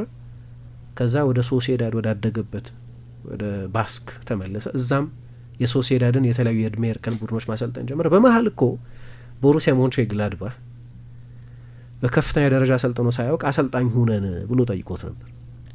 አልሄድም ነው ያለው። ጊዜውን ይጠብቅ ነበር፣ ትክክለኛውን ጊዜ ይጠብቅ ነበር፣ ትክክለኛውን ፕሮጀክት ይጠብቅ ነበር። ተጨማሪ ልምድ ወሰደ እዚያ እና አንዳንድ ተጫዋቾችን አጎለበተ፣ እንደ ማርቲን ዙቢሜንዲ አይነት ተጫዋቾችን ጭምር። ከዛ የሌቨርኩዘን ፕሮጀክት ትክክለኛ ጊዜ ላይ ነው የመጣው ብሎ ሲያስብ አልተጣደፈም። መጀመሪያ ወደ ሞንቼንግላድባህ ለመሄድ ምንም ልምድ ለሌለው አሰልጣኝ ሞንቼንግላድባህ አሁን ያለበትን ደረጃ ሳይሆን በታሪክ ያለውንም ስፍራ ማየት ያስፈልግ። በጣም ትልቅ ክለብ ነው ቦሩሲያ ሞንቼንግላድባህ በታሪክ አልሄደም ወደዚህ። እኔ ራሱ ማድሪድን ሲመርጥ ግን ሚስካልኩሌት አድርጓል እንምለው። ማድሪድ የሚቀጥረውን አሰልጣኝ ማንነት ያውቅ ነበር። ያ ደግሞ ጊዜ የሚፈልግ ፕሮጀክት የሚፈልግ የሰው ኃይል የሚፈልግ አይነት አሰልጣኝ ነው። ሊጠፋቸው አይገባም የማድሪድ ሰዎች ካልን አሎንሶ ከማንም በላይ ሪያል ማድሪድን ያውቃል። ነበር እዛ ውስጥ ኖሯል። የማድሪድን ካልቸር ያውቃል። ለእኔ ማሰልጠን አይነትስ ሪያል ማድሪድ ይሆናል ብሎ መጠየቅ የአሰልጣኙም ኃላፊነት ነው። ማለት ማድሪድን እምቢ ማለት አይቻልም የሚል አስተያየት አለ ለተጫዋቾችም ለአሰልጣኞችም። እሱ ኢሞሽናል ምክንያት ነው እንጂ ኢንቴሌክቹዋል ምክንያት አይደለም። ማድሪድን እምቢ ያሉ አሰልጣኞች እናውቃለን። አንዴ አይደለም፣ ሁለቴ አይደለም፣ ሶስቴ አይደለም። አርሰን ቬንገር ለምሳሌ በተደጋጋሚ 3 ጊዜ ሪያል ማድሪድን ጥያቄ ውድቅ አድርገዋል። ለምሳሌ ማንም ሪያል ማድሪድን ዲክላይን አያደርግም። ልታይ አትችይም። በቃ ከኔ ማሰልጠን ባህሪ ጋር ወይ አሁን ከምሰራው የስራ ነጻነት ጋር የሚጣጣም አይደለም ወይ በሌላ ምክንያት አሰልጣኞች የማድሪድን ጥያቄ ማንም እምቢ አይልም ይባላል። ብዙ ጊዜ ሰው እምቢ ማለት ያቅተው ይሆናል። እንደ ማድሪድ የሚያጓጓ የእግር ኳስ ክለብ ስለሌለ ያጓጓል ለሪያል ማድሪድ መጫወት፣ ያጓጓል ለሪያል ማድሪድን ማሰልጠን ወይ በዳይሬክተርነት መምራት ወይ በሆነ የስራ ኃላፊነት ማገልገል። ግን ይሄ ኢሞሽናል ምክንያት፣ ያንን ኢሞሽናል አፒል ነው የምታቀርቢው እንጂ ኢንቴሌክቹዋል ምክንያት አይደለም። እኔ አሎንሶ እንዲህ አይነት አሰልጣኝ ነኝ፣ ስኬታማ እንዲሆንልኝ እንዲህ አይነት መሳሪያ ያስፈልገኛል። ማድሪድ ደግሞ እንደ ባህል ሌላ አይነት የስኬት መንገድ የሚከተል ነው። ስኬታማ ነው ግን ሌላ አይነት ስልት ነው። አንድ ስልት ብቻ አይደለም ወደ ስኬት የሚወስድ። ለእኔ ይሆነኛል ወይ ብሎ ማሰብ ይጠይቃል። ለምሳሌ ማንቸስተር ዩናይትድ ክሎፕን ጠይቋቸው ነበር። ክሎፕ ራሳቸው ተናግረዋል። ለእኔ አይነቱ አሰልጣኝ አይሆንም የማንቸስተር ዩናይትድ ካልቸር። በተለይ ያን የነበረው ሁኔታ ጠበቁ፣ ጊዜ ወሰዱ። የብላክ ፎረስት ሶሻሊስት ነገር ናቸው። ሊቨርፑልም ያ ጠንካራ ሶሻሊዝም ያለው ነው። ስለዚህ በርዕዮተ ዓለም ሳይቀር የሚስማማቸው አይነት ፕሮጀክት ነው። ምክንያቱም ማንቸስተር ዩናይትድም ልክ እንደዛው እንደ ሪያል ማድሪድ አይነት አፒል ያለው ነው። እምቢ ለማለት ያስቸግራል። አሁን ሳይሆን በተለይ በቀደሙት ዓመታት እንግዲህ 2014-15 አካባቢ ማለት ነው ወዲያው ፈርጉሰን ከለቀቁ በኋላ እንዳሁኑ ሳይሆን ማንቸስተር ዩናይትድ የማንቸስተር ዩናይትድም ዝና እንዳሁኑ ሳይሆን ቁስሉ ይህን ያህል ሳይጠልቅ በፊት ትክክለኛውን ፕሮጀክት ትጠብቂያለሽ እና ያ ቃል ፍሎረንቲኖ ፔሬዝን እሳቸውን ያስፈረሙት ወደ ሪያል ማድሪድ ያ ቃል የአሰልጣኝ ሹምሸራቸውን ፍልስፍና ከአሰልጣኞች ዲማንድ የሚያደርጉትን ነገር ለአሰልጣኞች ሜቶዲካል አሰልጣኞች ሰልጥነዋል። ራሱን ሰልጥኗል። ለእንደዚህ አይነት አሰልጣኞች ያላቸውን ጥቂት ትዕግስት ያውቃል። ስለዚህ የአሎንሶ ኃላፊነት መውሰድ አለበት። ኃላፊነቱን ሲረከብ ጭምር ብዙ ሚስካልኩሌት አያደርግም። እስካሁን ድረስ በተጫዋችነት ከሶሲዳድ ሊቨርፑል፣ ከሊቨርፑል ሪያል ማድሪድ፣ ከሪያል ማድሪድ ባየር ሚኒክ እያንዳንዱ ሎጂካል ነው። በአሰልጣኝነት ቅድም ያልኩትን መንገድ ነው የመረጠው። እያንዳንዱም የችኩልነት የሌለበት ማስተዋል የተከተለው ውሳኔ ነው። ይችኛዋ ግን እርግጠኛ አይደለሁም ማድሪድ ከዛ ባህል ሙሉ ለሙሉ ፕሬዚደንቱ ስቲል ፍሎረንቲኖ ፔሬዝ ናቸው እና ፍልስፍናው ፍጹም ተለውጧል ለማለት የሚያስችል በቂ ምክንያት የነበረ አይመስለኝም። ከዛ ብዙ ጊዜ ኮምፕሮማይዝ አያረግም፣ እንዲያውም ገትር ነው ምናምን ይባላል። አሎንሶ መርሄ ነው ብሎ በሚያስበው ጉዳይ ላይ ለምሳሌ የዓለም የክለቦች ዋንጫን መዳኘት አልፈልግም፣ በዛ የኔ ቡድን አይደለም፣ አንዱም ተጫዋች የኔ አይደለም፣ ወይ በእኔ ኃላፊነት ዘመን የፈረመ ተጫዋች አይደለም፣ እኔ ያዘጋጀሁት ቡድን አይደለም፣ ከሌላ አሰልጣኝ ጋር ነው ሲዝኑ በሙሉ የቆየው። ስለዚህ አልረከብም። ለእኔ ክሊን ስሌት ነው የሚያስፈልገኝ። ባለፈው በተጠናቀቀው ሲዝንና በአዲሱ ሲዝን መሀል የተለየ ቡድኑን ማዘጋጅበት፣ ለእኔ ያጫወት የሚሆኑ ተጫዋቾች የሚፈርሙበት፣ ፕሪሲዝን ማሰራበት፣ እኔ ለውጤቱም ኃላፊነት መወስድበት አዲስ ሲዝን ያስፈልገኛል የሚል እምነት ነው የነበረው። ነው ያንን ሰማ የነበረው። ግን ለማድሪድ ደግሞ በጣም አስቸጋሪ ኮምፕሮማይዝ ሆነ እና ማን ይሁን አንቼሎቲን ማስቆየት አይችልም። እስከዛ ድረስ ለማሰናበት ወስኗል። ከዓለም የክለቦች ዋንጫ አሰናበታቸው ማለት አዲስ አሰልጣኝ ሾሞ የ2 ሳምንት ወይም የ3 ሳምንት የጊዜ ጋፕ ብቻ ኖሮ አዲሱን ሲዘን ሊጀምር ነው። በጊዜ አሰልጣኝነት ለአርቤሏም ለራውል ጎንዛሌዝም የመስጠትን ፍላጎትም አልነበራቸው። ስለዚህ ተጫኑት። አይ ግዴታ ነው በቃ የዓለም የክለቦች ዋንጫ ላይ ሪያል ማድሪድ በሀገር ውስጥ ውድድሮችን በአውሮፓ ውድድርም አልሆነውም። ይህንን ውድድር ሲሪየስሊ ነው የምናየው። ምን አይነት ውይይት በዛ ከመጋረጃው ጀርባ እንደነበራቸው አላቅም፣ ግን አሳመኑት እና ኃላፊነቱን ተረከበ። ምን ማለት ይቻላል? በፍጥነት እየተጓዘ ያለ ባቡር ውስጥ ነው ዘሎ የተሳፈረው። ተረጋግቶ ሴትል አድርጎ ትኬት ቆርጦ ምን ብሎ ምናምን ሳይሆን ሙቪንግ እንትን ላይ ባቡር ላይ ነው የተሳፈረው ሻቢ አሎንሶ። እሱ ለምሳሌ ራሱ ችግር ነው። በመጀመሪያ በታየው በትክክለኛው ውሳኔ አልቆይም፣ ግን ሞከረ። አንዳንድ ነገሮች በሀይ ዲፌንሲቭ ላይ ለመጫወት ሞከረ። ተግቶ የሚሰራ ቡድን ለመስራት ሞከረ። ብዙ ጊዜ የማናየውን የማድሪድን የሆም ግሮውን ተጫዋች ጎንዛሎ ጋርሲያን መጠቀም ጀመረ እና የማድሪድ አንደኛው አቋም የነበረው የስታሮቹን ሁኔታ ሰለቸንኛ የሚል፣ እነሱ ላይ ኦቶሪቲ የሚኖረው አሰልጣኝ፣ እነሱ ላይ ስልጣን የሚኖረው፣ የእነሱ ኢጎ የማያስፈራው፣ እነሱን ቀይሮ ማስወጣት የማያስፈራው፣ እነሱን አንዳንድ ጊዜ ማሳረፍ የማያስፈራው አሰልጣኝ እንደፈለገ አይነት ይመስል ነበር እና ያንን መልእክት መሰለኝ የሰማው ያ ስልጣን አለ የተባለ መሰለኝ አሰልጣኝ። ስለዚህ አንዳንድ ውሳኔዎች ይወስን ነበር። ያው ምባፔ አልነበረም እንደምታስታውሱ በዓለም የክለቦች ዋንጫ ላይ ግማሽ ፍጻሜ ድረስ ሄደ። ስኳዱም ያቋል። የስኳዱ ኦዲትም ማድረግ አለበት። ስኳዱ 3 የግራ ፉል ባክ ያለበት ሪያል ማድሪድ አሁን ዲን ሃውሰንን እስኪያመጣ ድረስ ለ5 ለ6 ዓመት ገንዘብ አውጥቶ የማል ተከላካይ አስፈርሞ ያውቃል። 3 ግራ ፉል ባክ አለው። እሱ የሚፈልገው አይነት አጫወት ዲማንድ የሚያደርገው አይነት አማካይ የለውም። ከክሩስና ከሞድሪች መልቀቅ በኋላ የጨዋታ ሚዛን የሚጠብቅ ሲያስፈልግ ጨዋታ የሚያቀዘቅዝ ሲያስፈልግ የጨዋታ ፍጥነት የሚጨምር ቴምፖ ሴተር ተጫዋች የለውም። ግዴታ ነው ደግሞ ለአሎንሶ በሌቨርኩዘን ስኬታማ በጣም የሆነው ግራኒት ዣካን ካመጣና በዛ ሚና መጠቀም ከጀመረ በኋላ ነው። እንዲህ አይነት ተጫዋች ስብስብ ውስጥ የለም። የመሀል ተከላካዮቹ ሁሉም ማለት ይቻላል የእድሜም የፊትነስም ችግር ያለባቸው ናቸው። ሩዲገርም ዳቪድ አላባም እንደዚህ ላለፉት ዓመታት እና ኤደር ሚሊታው ሁሉም ከባባድ የጉዳት ታሪክ ያላቸው ናቸው። የቀኝ መስመር ተከላካያቸው ካርቫሃልም ከኤሲኤል ጉዳት መመለሱ ነበር። እንደዚህ አይነት ሁሉ ችግር ያለበት ቡድን ነው እና የሻቢ አሎንሶ ቪዥን በሃይ ፕሬሲንግ ኳስ ከተጋጣሚ ቡድን ከተቀማ በኋላ መልሶ መቀማት፣ ሁሉም በጋራ የሚከላከልበት ያለ ኤክሰፕሽን በጋራ የሚከላከልበት። ቅድም ያነሷቸው አሰልጣኞች በሙሉ እንደዛ ናቸው። ሁሉም ጓርዲዮላ የማይከላከል ተጫዋች ቶለሬት አያደርግም። የማይመስል ነገር አያደርግም። ኤንሪኬ አያደርግም። አርቴታ አያደርግም። ክሎፕ አያደርጉም። ኤንሪኬ አያደርግም።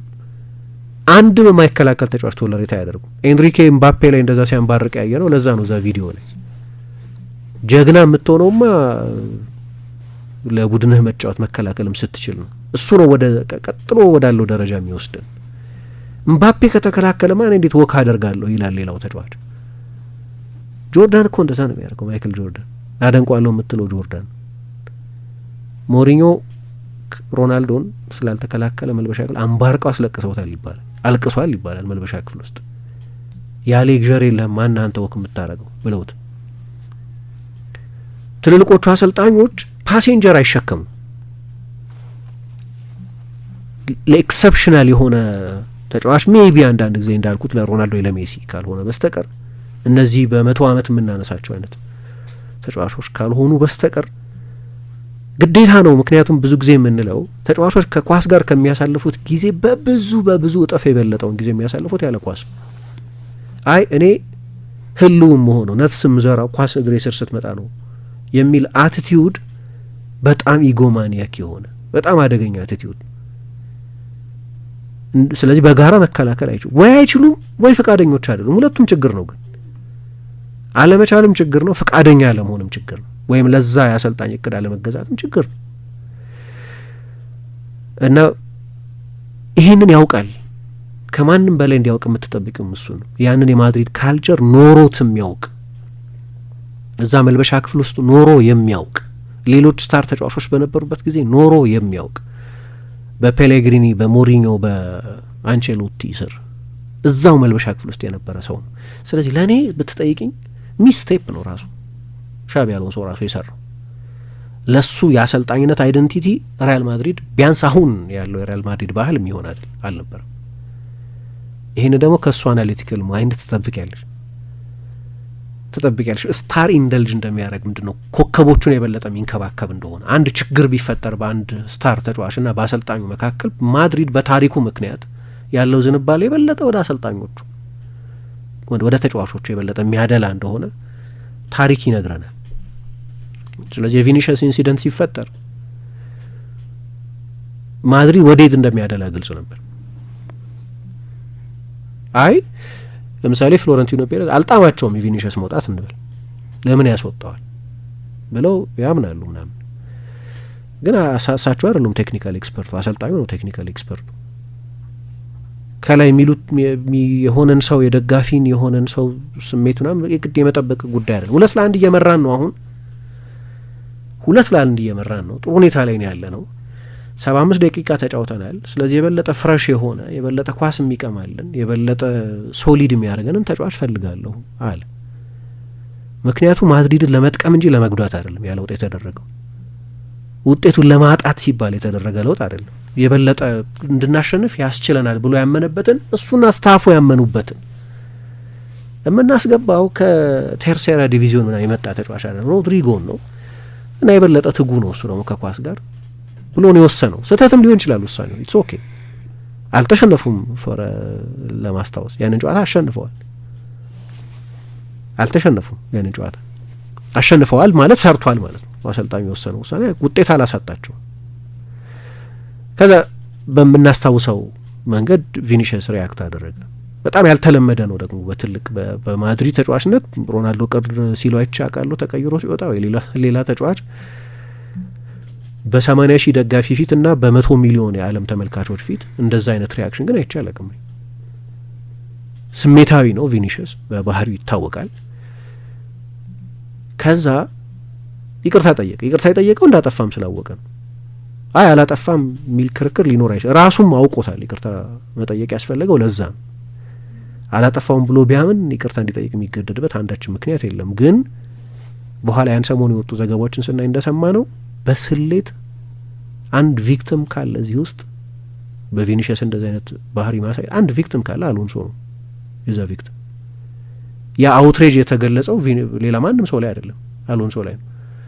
ስለዚህ ላሳየሁት ያልተገባ ጠባይ አሰልጣኙን ይቅርታ ጠይቃለሁ ማለት አንድ ነገር ነው አይደል? በስሌት የአሎንሶን ስም ለምሳሌ አላካተትም።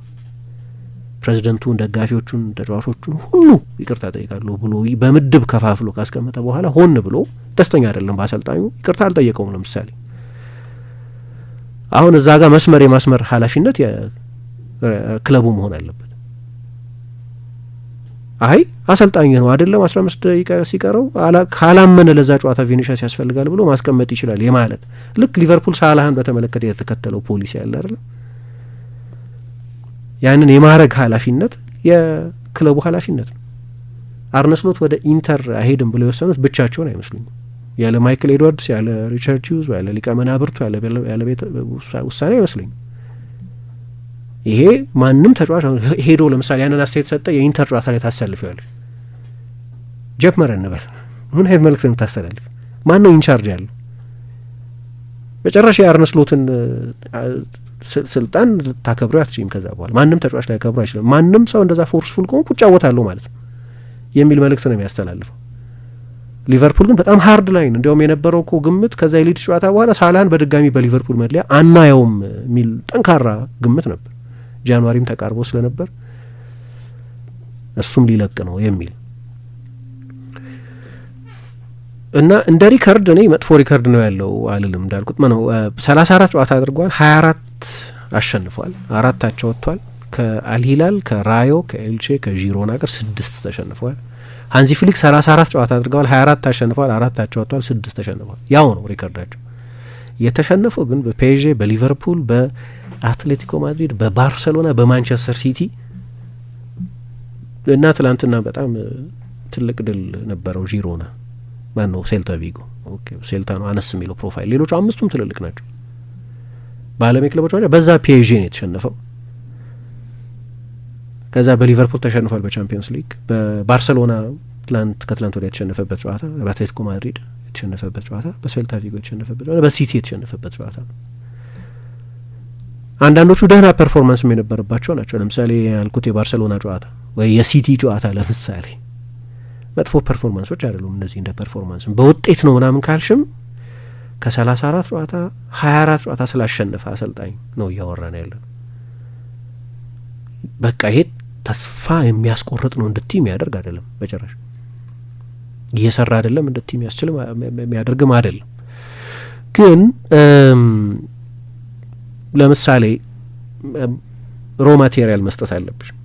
እዛ ቦታ ላይ ሰው ይፈልጋል። አንዳንድ በዝውውር ላይ እንደምታውቂው ሪያል ማድሪድ አሰልጣኞች አይወስኑም ዝውውርን በተመለከተ። በብዙ ትልልቅ የአውሮፓ ክለቦችም እንደዚያ ነው። ኮንሰልቴሽን የላቸውም፣ የሆነ አስተያየት አይሰጡም፣ ምንም ኢንፑት የላቸውም ያልኩ ሳይሆን ግን አይወስኑም። የመጨረሻ ውሳኔ ክለቡ ነው። ግን ታክቲካል ፕሮፋይል፣ ቴክኒካል ፕሮፋይል ይህን አይነት ተጫዋች የግድ ያስፈልገኛል ትያለሽ። ለምሳሌ ኢንሲስት አድርጎ ነበር ይላሉ። ማድሪድን እያየሽ የእግር ኳስ ሊቅ መሆን አይጠይቅሽም። አማካይ ቦታ ላይ ጨዋታ የሚቆጣጠር ተጫዋች የለውም። ግልጽ ነው ይሄ። አሁን ይሄንን ለማወቅ አንቼሎቲን መሆን አይጠይቅሽም። ዩኒ ካለፋትን፣ አንሄል ሳንቼዝን፣ ፔሬዝን መሆን አይጠይቅም።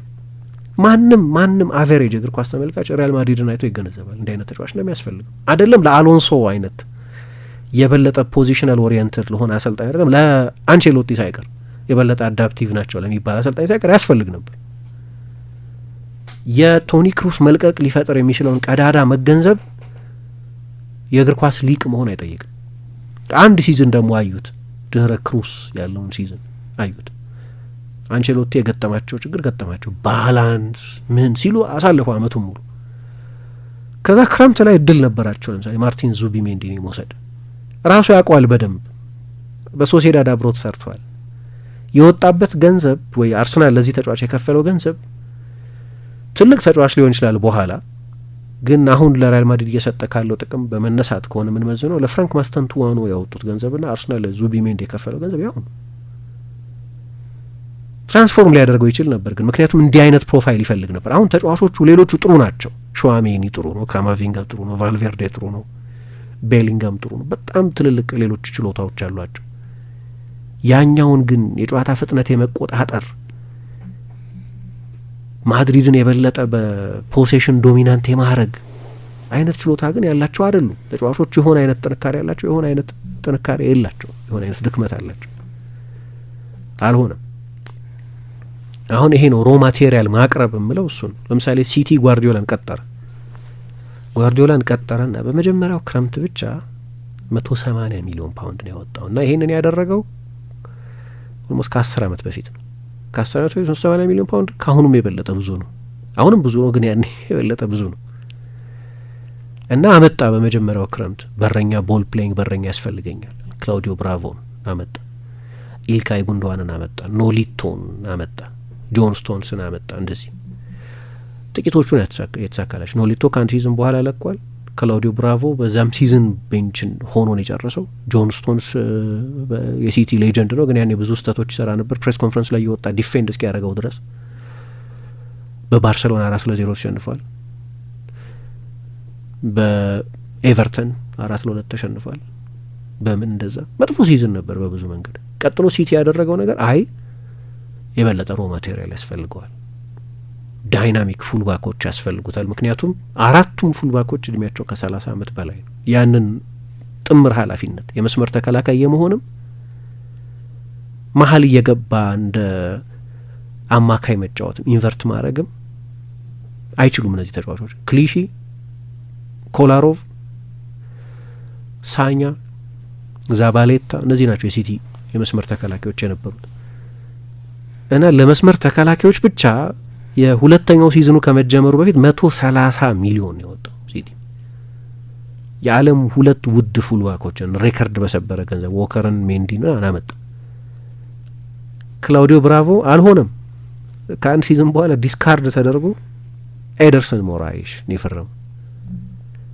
ፕሮጀክቱ የሚሰራው እንደዛ ነው።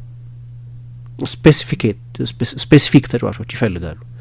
ያልሆነለትም አይደል? ምን ያደረገ ከባርሰሎናም ጋር ከአትሌቲኮ ማድሪድም ጋር አሎንሶ በጣም የተለያየ ስልት እንደሚኖረው ጠብቃለሁ። ኢንፍሉዌንስ ተጽዕኖቹ የተለያዩ ናቸው።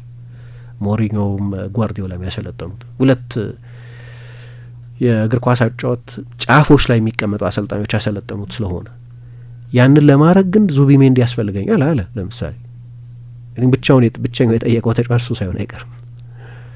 አይ ኖ አናመጣም። እድል የነበራቸው ይመስለኛል ዙቢሜንዲ ለማምጣት። አርሰናል ቀድሞ የቤት ስራውን ሰርቷል፣ ግን ለአርሰናል አልፈረመም ነበር ያን ጊዜ እና ለአንድ ስፔናዊ ተጫዋች የማድሪድን ጥያቄ እምቢ ማለት አስቸጋሪ ነው። እስከዛ ድረስ የአርሰናል ተጫዋች አልነበረም። የውል ማፍረሻ አለው፣ አሎንሶ ያውቀዋል። ወይ ሌላ ተጫዋች የግዴታ ዙቢሜንዲ ይሁን ማለት አይደለም። እንደዛ አይነት ታይፕ አይነት ተጫዋች ማምጣት ይችል ነበር እና ያም አልሆነም። ይህንን ሁሉ ያውቃል ሻቢ አሎንሶ፣ ግን ከኃላፊነቱ ነጻ ልታደርጊው አትችይም። እና መጨረሻ ላይ የተሹ እንደሆነ ኮምፕሮማይዝ ማድረግ ጀመረ። አሁን እሱ አንዳንድ ሰዎች እንደሚሉት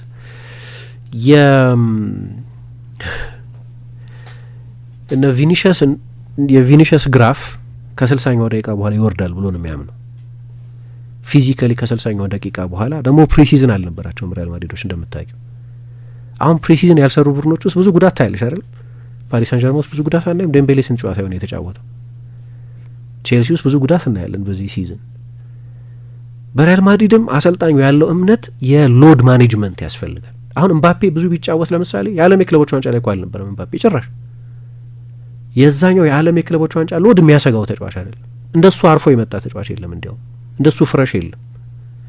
ሌሎቹ ግን ከሙሉ ሲዝን በኋላ በጣም ኃይለኛ ሂት ባለበት በአሜሪካ የአየር ንብረት ሙቀት፣ ወበቅ ምን ባለበት ተጫውተዋል። ስለዚህ ሮቴት ማድረግ አለብን፣ ካልሆነ ሲዝኑን አንዘልቀውም። የዓለም ዋንጫም ዋና ውድድርም ያለበት አመት እና ደግሞ ጥሩ አማራጮችም አሉት በእነዛ ተጫዋቾች ፈንታ አንዱን ተጫዋች የሆነ ጊዜ ከ10 ጨዋታ አንዴ ለማሳረፍ ወይ የጨዋታው 80% ከተጠናቀቀ በኋላ እየመራሽ ምናምን ከሆነ እና ለጨዋታ ማኔጅመንት በሚል ታክቲካዊ ምክንያትም ለሎድ ማኔጅመንት በሚል ተጫዋች ልትቀይር ትችላለሽ።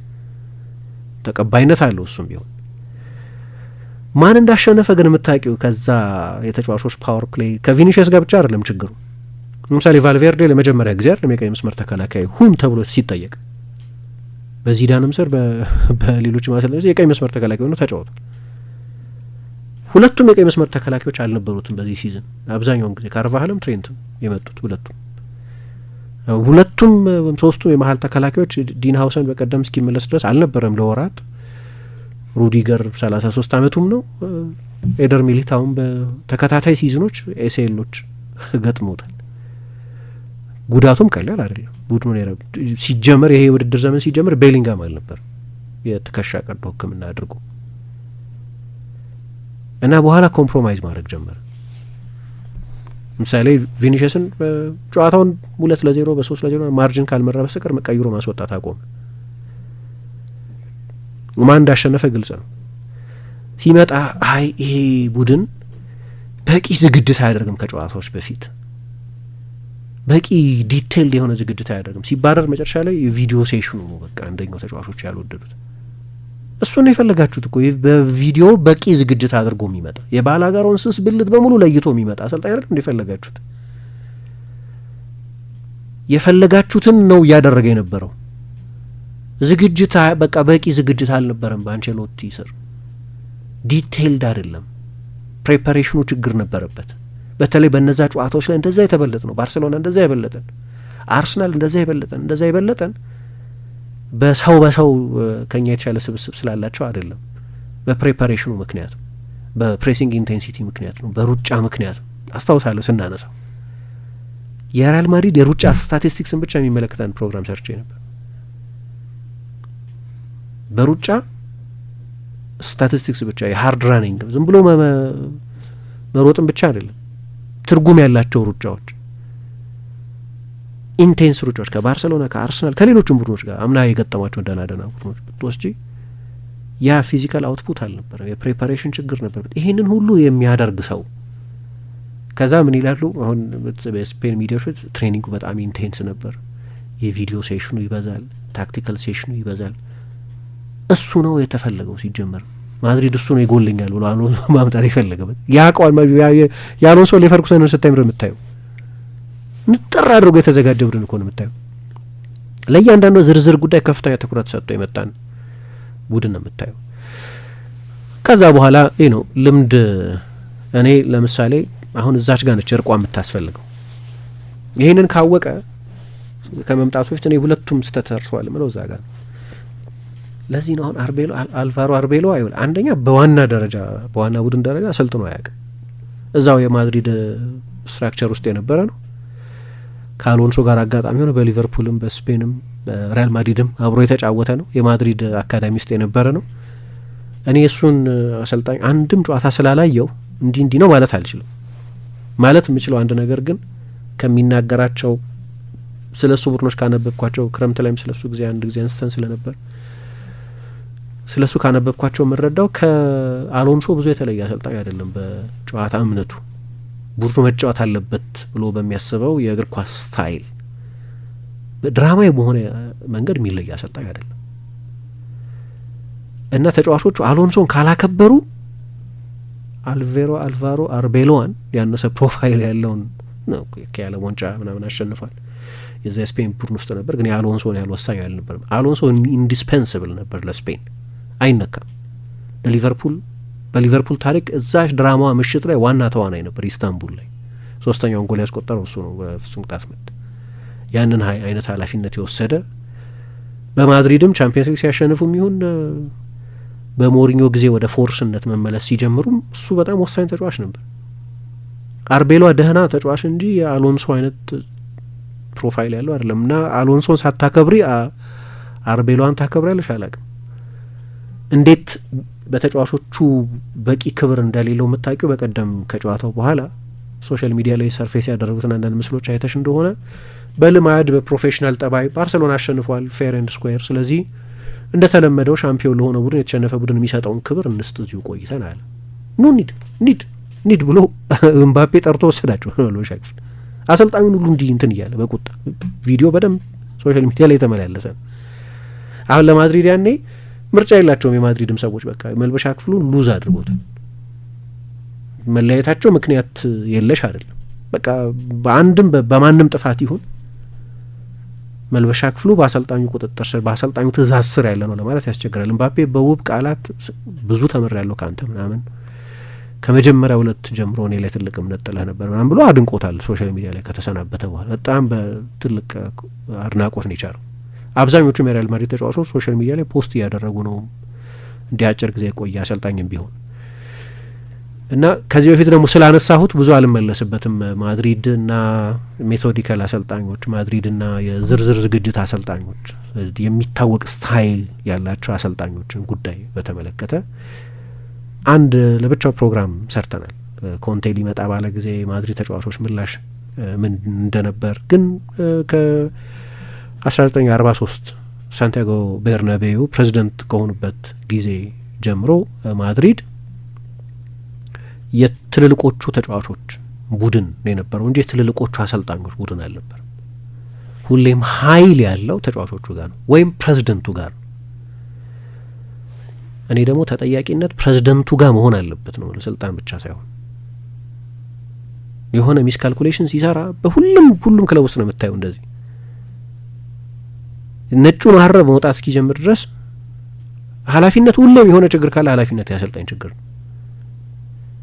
ኃላፊነት የፕሬዚደንትም ነው፣ ስህተት የፕሬዚደንትም ነው። አሎንሶን መቅጠር ስህተት ከሆነ ማን ኃላፊነት ይውሰድ?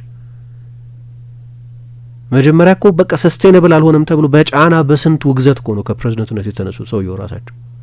ተመልሶ መጡ። ኦኬ ተሳክቶላቸዋል። ግን ስህተት ይሰራሉ፣ እሳቸው ስህተት ይሰራሉ። እና ባለፈው አንድ ፖል የማድሪድ ደጋፊዎች ምንድን ነው የሚያስቡት? የማድሪድ ደጋፊዎች ሀርድ ኮር የሪያል ማድሪድ ደጋፊዎች ማርካ 100,000 ደጋፊዎችን ድምጽ ሰብስቦ ማን ነው ችግሩ ያለበት የበለጠ የችግሩ ተጠያቂ ማን ነው የሚለውን በተመለከተ የማድሪድ ደጋፊዎች አስተያየት በአብዛኛው ተጫዋቾቹንና ክለቡን የሚመለከት ውሳኔ ሰጪዎቹን የሚመለከት አሎንሶ ይሁን ሌላ አሰልጣኝ ጉዳዩ የአሎንሶ ታይፕ አሎንሶ ሌላም አርቴታም ሌላም አሰልጣኝ ሊሆን ይችል ነበር በዚያው ቦታ እንደ አሰልጣኝ የእሱን ስፔሲፊክ አሎንሶ መሆኑን አይደለም የማየው። እና ማድሪድ ራሱ ግን እንደው ሁሌም ስኬታማ ስለሆነ ማድሪድን እንደ ልብ ለመተቸት አይመችም። በጣም የተሳካለት ስለሆነ አይመችም።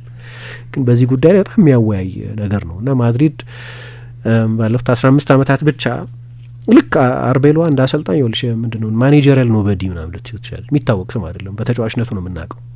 በጣም ትልቅ ሪስክ ነው የወሰዱት። አሁን ግን ከዚህ ቤት ማሪያኖ ጋርሲያ ራሞን ወይም ዋን ሎፔዝ ካሮ ምናምን የሚባሉ አሰልጣኞች ሲሾሙም ራሳቸው አንቼሎ ፔሬዝን ይሾሟቸው እና አልተሳካላቸውም። እነዚህ 8 የተለያዩ አሰልጣኞች ከ2 ዓመት ያነሰ ጊዜ ቆይተው ለቀዋል።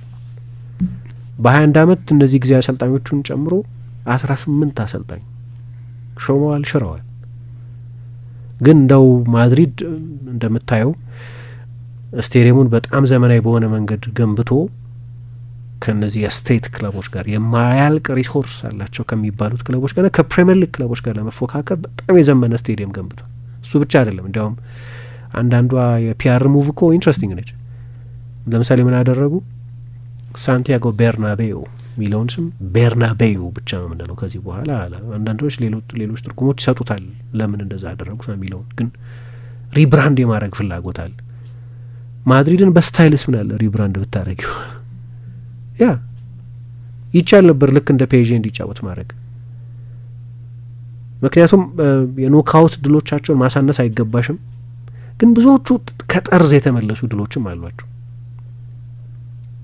እና አንዳንዱ ከታክቲካል ፕላን ይልቅ ምንድን ነው የሳንቲያጎ ቤርናቤው ማድሪድ እኮ በአውሮፓ ምናምን ነው የምትዩ ማለት በቤርናቤው ምናምን ነው የምትዩ እንጂ ሱፐርፊሻል ይሆናል የበለጠ ነገሩ ታንጅብል የሆነ የሚዳሰስ። ለምሳሌ ታስታውሻለሽ 2021-22 የውድድር ዘመን ላይ እንዴት ሻምፒዮን እንደሆኑ ስንት አይነት ድራማቲክ ከምባኮች እንደነበሯቸው። አንዳንዱ እንደዛ ነው፣ በቃ ጠርዝ ላይ ይደርሳል ነገሩ እና የማድሪድ ፋክተር ነው። ልክ ነው፣ ቀላል ሚና አይጫወትም ታሪክም ምንም። ግን ሰስቴነብል በሆነ ጊዜ ለምሳሌ ማድሪድ ከ2008 በኋላ በካፔሎና በበርናርድ ሹስተር አሰልጣኝነት በተከታታይ ሲዝን ላሊጋ ካሸነፈ በኋላ በተከታታይ ሲዝን ማመን አትችይም፣ በተከታታይ ሲዝን ለ18 ዓመት ላሊጋ አሸንፈው ያውቅም። አንዴ ያሸንፋል፣ ከዛ ባርሴሎና ይመጣና 3 ምናምን ያሸንፋል በተከታታይ። አንዴ ያሸንፋል ባርሴሎና በማንወ ሪያል ማድሪድ፣ ከዛ አያከታትለውም። ያ ደግሞ የሚሆነው አንዳንድ ጊዜ ለሲዝን የሚያቆይ ዲፋይንድ የሆነ ሞመንቶች ላይ ተንጠለጠለ ሳይሆን የሆኑ የጥሎ ማለፍ ውድድሮች ላይ ተንጠለጠለ ሳይሆን በምክንያትና በውጤት የሚሆን ሲሆን ሰስቴንድ የሆነ ቡድን ትሰሪያለሽ። የማድሪድ ስታይል ተብሎ የሚታወቅ ቢሆንስ የፍሎረንቲኖ ፔሬዝ ሌጋሲ ሊሆን ይችላል እሱ። እና ሁለቱም ስህተት ሰርተዋል ነው የምለው። አሎንሶም ስህተት ሰርቷል፣ የሚመጣበትን ፕሮጀክት ባህሪ ያውቃል። ሪያል ማድሪድም ስህተት ሰርቷል፣ የሚያመጣውን አሰልጣኝ ፕሮፋይል ያውቃል። እና አልሆነም። መጨረሻ ላይ ወደ ምን ሄደ መሰለሽ? ያ አንድ መንገድ ነው። በቀደም ባርሴሎናን የገጠሙበት መንገድ አንድ ስልት ነው፣ ግን የአሎንሶ ስልት አይደለም እሱ። አሎንሶ መስራት የሚፈልገው ቡድን እንደዚህ አይነት ቡድን አይመስለኝም። ምን አይነት ሞድ ላይ ነው የነበረው? የሰርቫይቫር ሞድ ላይ ነው ያለው። በቃ በኃላፊነት የመቆየት ጥረት ውስጥ ነው የነበረው። እና ኤል ሙንዶ ዲፖርቲቮ የሚባለው ባርሴሎና ውስጥ ያለው ጋዜጣ ማድሪድ ላይ መሳለቁ እንደሆነ ከግምት ይግባና ሪያል ማድሪድ በዛ አጋማሽ እንደ ጓዳላሃራን የተጫወተዋል። እንደ ጓዳላሃራ እንደሚባለው ከጥቂት ጊዜ በፊት በኮፓ ዴል ሬ እንደገጠሙት በታችኞቹ የሊግ እርከኖች እንዳለው ቡድን ነው የተጫወተው። አሎንሶ ሲመጣ ያሰርጸዋል የተባለው ታክቲካዊ ዲቴይል፣ ዝግጅት፣ አይደንቲቲ ምን የሚባል ነገር አልነበረ ማለት ትጥቁን ፈታ መጨረሻ ላይ አሰልጣኙ። ግን ለመቆየት የሚችለውን ሁሉ አድርጎ የነበረ ይመስለኛል። በአትሌቲኮ ማድሪድ ጨዋታ 34 ጊዜ ኳስ እንዲጠልዝ ያደረገው በረኛውን በቀደም ደግሞ ያው 25% ፖሴሽን ለመቀበል ፈቃደኛ የሆነ አሰልጣኝ ሆነ። ስለዚህ ብዙ ምክንያቶች አሉት አሰልጣኙን ለማሰራት ያላስቻለ ምክንያት አለ። ግን ቀጥሎ ስሎት ከሊቨርፑል ቢለቁ፣ ጓርዲዮላ ከሲቲ ቢለቅ፣ በባየር ሚኒክ ኮምፓኒ ጥሩ ሁኔታ ላይ ነው ያለው። ግን ኮምፓኒ የሚሰናበትበት ሌላ ምክንያት ቢኖር ቀጥሎ መሄደው ወደ እንደነዚህ አይነት ፕሮጀክቶች ነው። የማድሪድ ኤክስፒሪየንሱ እንደ አሰልጣኝነት ያለውን ዝና ያሳጣው አይመስለኝም። ቀጥሎ ማድሪድ በዘላቂነት ምን ይወስናል አላቅም። የአርቤሎዋንም ኤክስፐሪመንት ለማየት በጣም ጓጓለሁ። ምክንያቱም ገና እንደ ተሾመ ነው የመጀመሪያ ጨዋታው ነው የሚያደርገው። ነገ ከአልባሴቴ ጋር ከዛ ከሌቫንቴ ጋር ነው የሚጫወትና ይጀምራል። እንግዲህ ልክ የሳንቲ ሶላሪ አይነት ቅጥር ነው። ሳንቲ ሶላሪም ከሎፔቴጊ መሰናበት በኋላ እንደዚሁ ከዚዳንም ከካስቲያው ነው የመጣው። በእርግጥ ግን እሱ የአንቸሎቲ ምክትል ሆኖ ሰርቷል። ቢያንስ ቻምፒየንስ ሊግ ባሸነፉበት ጊዜ የአንቸሎቲ ረዳት ሆኖ ሰርቷል። አርቤሎዋ በሲኒየር ደረጃ የማሰልጠን ምንም ታሪክ የለው። የካስቲያው አሰልጣኝ ነበር። በቀደም ተሸነፈ እንጂ 4ኛ ስፍራ ላይ ነው ያለው በስፔን 3ኛ ዲቪዚዮን። የስፔን 3ኛ ዲቪዚዮን ኤክስፒሪየንስ ነው ያለው። ለማድሪድ ኃላፊነት የሚያዘጋጅ የስራ ሲቪ የለውም እና ጉዳዩ በተጫዋቾች የመከበር ጉዳይ ከሆነ እኔ እንጂ አሁን አርቤሎዋ ቪኒሽስን ቀይሮ ቢያስወጣው ወይም ባፔን ቀይሮ ቢያስወጣው ዚዳን ቢሆን ዚዳን ያ ኦቶሪቲ ያለው ዚዳን ነው ወይ ሞሪኞ አይነት በተጫዋችነትም ባይሆን ግን በአሰልጣኝነት ሱፐርስታር ናቸው። አሁን እነሱ ሲሆኑ ቀይሮ የሚያስወጡሽ አይ ወንደር ቪኒሽስ ዚዳን ቢሆን እንደዛ ያደረገው እና ዚዳን ቢሆን ደግሞ አይጫወተው የሚቀጥለው ጨዋታ ምን ያህል ፈቃደኛ ነሽ አንቺ ኦቶሪቲ እንደዛ በዓለም ፊት ኮስትን እንዲደረግ? ግን ከሆነም እንደ አይነት ውሳኔ የምትወስኝ ከሆነ ስትሪክት የሆነ አይ 65 ደቂቃ አይቼዋለሁ ቪኒሽስን አሁን 25 ደቂቃ ሮድሪጎን መሞከር ፈልጋለሁ ብሎ አርቤሎዋ ቀይሮ ሲያስወጣ ያለ ዋንጫ አሸንፏል እኮ አርቤሎዋ ምናምን። ግን ወዝ ትልቅ ተጫዋች ማለት በጣም ገናና ተጫዋች አልነበረም። የማድሪድ ሮቴሽን ተጫዋች ነው የነበረው። ለወትሮ ጀማሪ ተጫዋች አልነበረም። ኢንቴሊጀንት ነው ይባላል እንደዚህ፣ ግን እንደዛ አይነት አሰልጣኝ አይደለም እና ለሱ የበለጠ አያስቸግርም ወይ እንደዛ ወይም ያንን ውሳኔ አይወስንም ማለት ነው። በቃ ለፓወሩ ወዳለበት ቦታ ነው የምታዘሚው ማለት ነው። እንደዛ ነው የሚሆነው። ምንድን ነው የሚፈልገው ማድሪድ? አሁን ቱሄልን ብታመጪ አሁን ምን ይላሉ አንዳንድ ስፔን ብዙሃን መገናኛዎች ከፔሬዝ አእምሮ ሊጠፋ ያልቻለ አንድ ስም አለ፣ የርገን ክሎፕ 25 ደቂቃ 15 ደቂቃ ሲቀረው ቪኒሽስን አይቀይሩትም እና ቪኒሽስ እንደዛ ይነጫነጫል። መልካም እድል ለቪኒሽስ፣ ምክንያቱም ክሎፕ ቶለሬት አያደርጉትም እሱን እና እኔ ራሱ አሎንሶ ተደራድሮበታል ነው እና ክሎፕንም ካመጣሽ ነገሩ ተመሳሳይ ነው የሚሆነው። ክሎፕ የሚፈልጉት ተመሳሳይ ትጋት አለ። የክሎፕ ሊቨርፑል ወክ የሚያደርግ ተጫዋች ነበረው እንዴ? ወክ የሚያደርግ ተጫዋች አልነበረውም ጭራሽ። ሊቀበሉት አይችሉም። ክሎፕ እንዲሳካላቸው ያን ስልታቸውን ፈልገች በዶርትሙንድ የሰራውን በሊቨርፑል የሰራውን ሲስተም አይቶ ነው አይደለም ሪያል ማድሪድ ሊቀጥራቸው የሚፈልገው። ምንድነው መነሻው? ክሎፕን ለመቅጠር ለምሳሌ ሊቨርፑል ነው መነሻ የሚሆነው እና ዶርትሙንድ ነው መነሻ የሚሆነው። ዶርትሙንድና ሊቨርፑል እንዴት ነው የሚጫወቱት? በፕሬሲንግ ጊዜ ተጫዋቾች አቲቲዩድ ምንድን ነው? ትርጉም የለውም። ክሎፕን አምጥተሽ ክሎፕ ሊጫወቱ በሚፈልጉበት መንገድ ቡድኑን አለማሰናዳት ትርጉም የለው ጭራሽ፣ ስሜት አይሰጥም። ክሎፕን ከማምጣት እንደምንም እንግዲህ ዓለም ዋንጫው ይለፍና ብሎ አንቸሎቲን መልሶ ማምጣት ይሻላል። በቃ የሚሆኑት የአንቸሎቲ አይነት አሰልጣኝ ናቸው ምናምን ብቻ ካልን የአይነት ታይፕ አሰልጣኝ ነው። ኦልሞስት እንደዚህ አይነት እምነት ነው ያለው ሪያል ማድሪድ ውስጥ።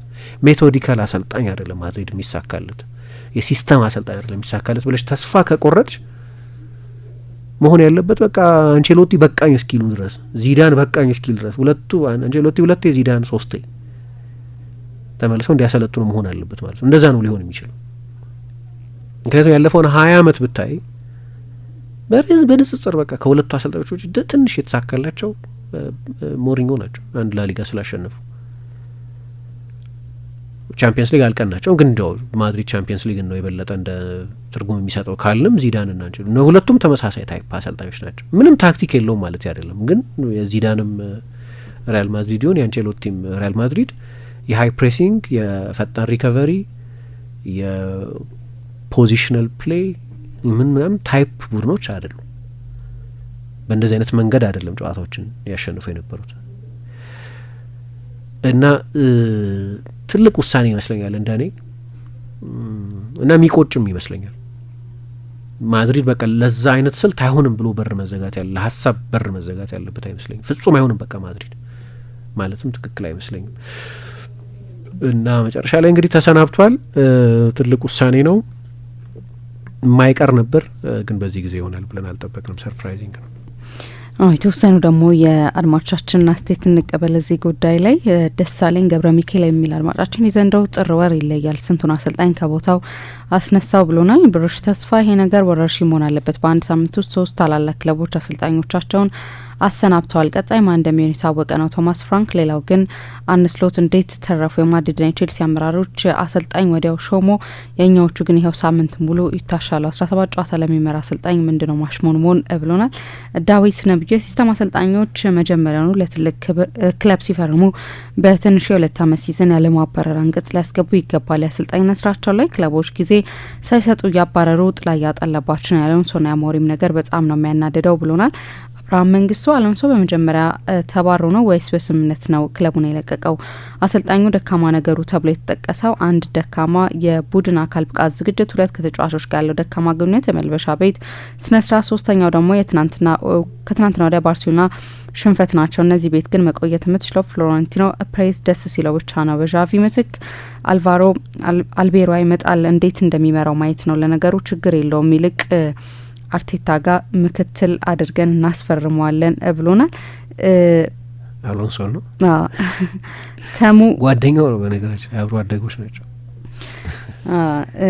ተሙ ዲ የሻረግ የሚል አድማጫችን ደግሞ ማድሪድ ፕሮሰስድ ለሚሆን የቡድን ግንባታ ጊዜ ለሚፈልግ አሰልጣኝ ከድሮም እንደማይሆን ይታወቃል። አስታውሳለሁ አሎንሶ ሲቀጠር በፕሮግራማችሁ ዣቢ ይሳካለትና የአሰልጣኝ ሀሳብ በማድሪድ ሲያሸንፍ ባይ ደስ ይለኛል ስትል ግን የሚያደርጋል አልሆነም። ማን ዩናይትድ ከሁሌ ይልቅ ካሪክን መምረጡ ለእኔ ጥሩ ነው፣ ግን ደግሞ የልሻ ክፍሉ ድባብ ወደ ጥሩ ቴምፖ እንዴት ይመልሰዋል የሚለው ለእኔም ጥያቄ ነው። ቶፕ 4ና 5 ቶፕ 4ና 5 ካስገባው ግን ከበቂ በላይ ነው ብዬ አስባለሁ።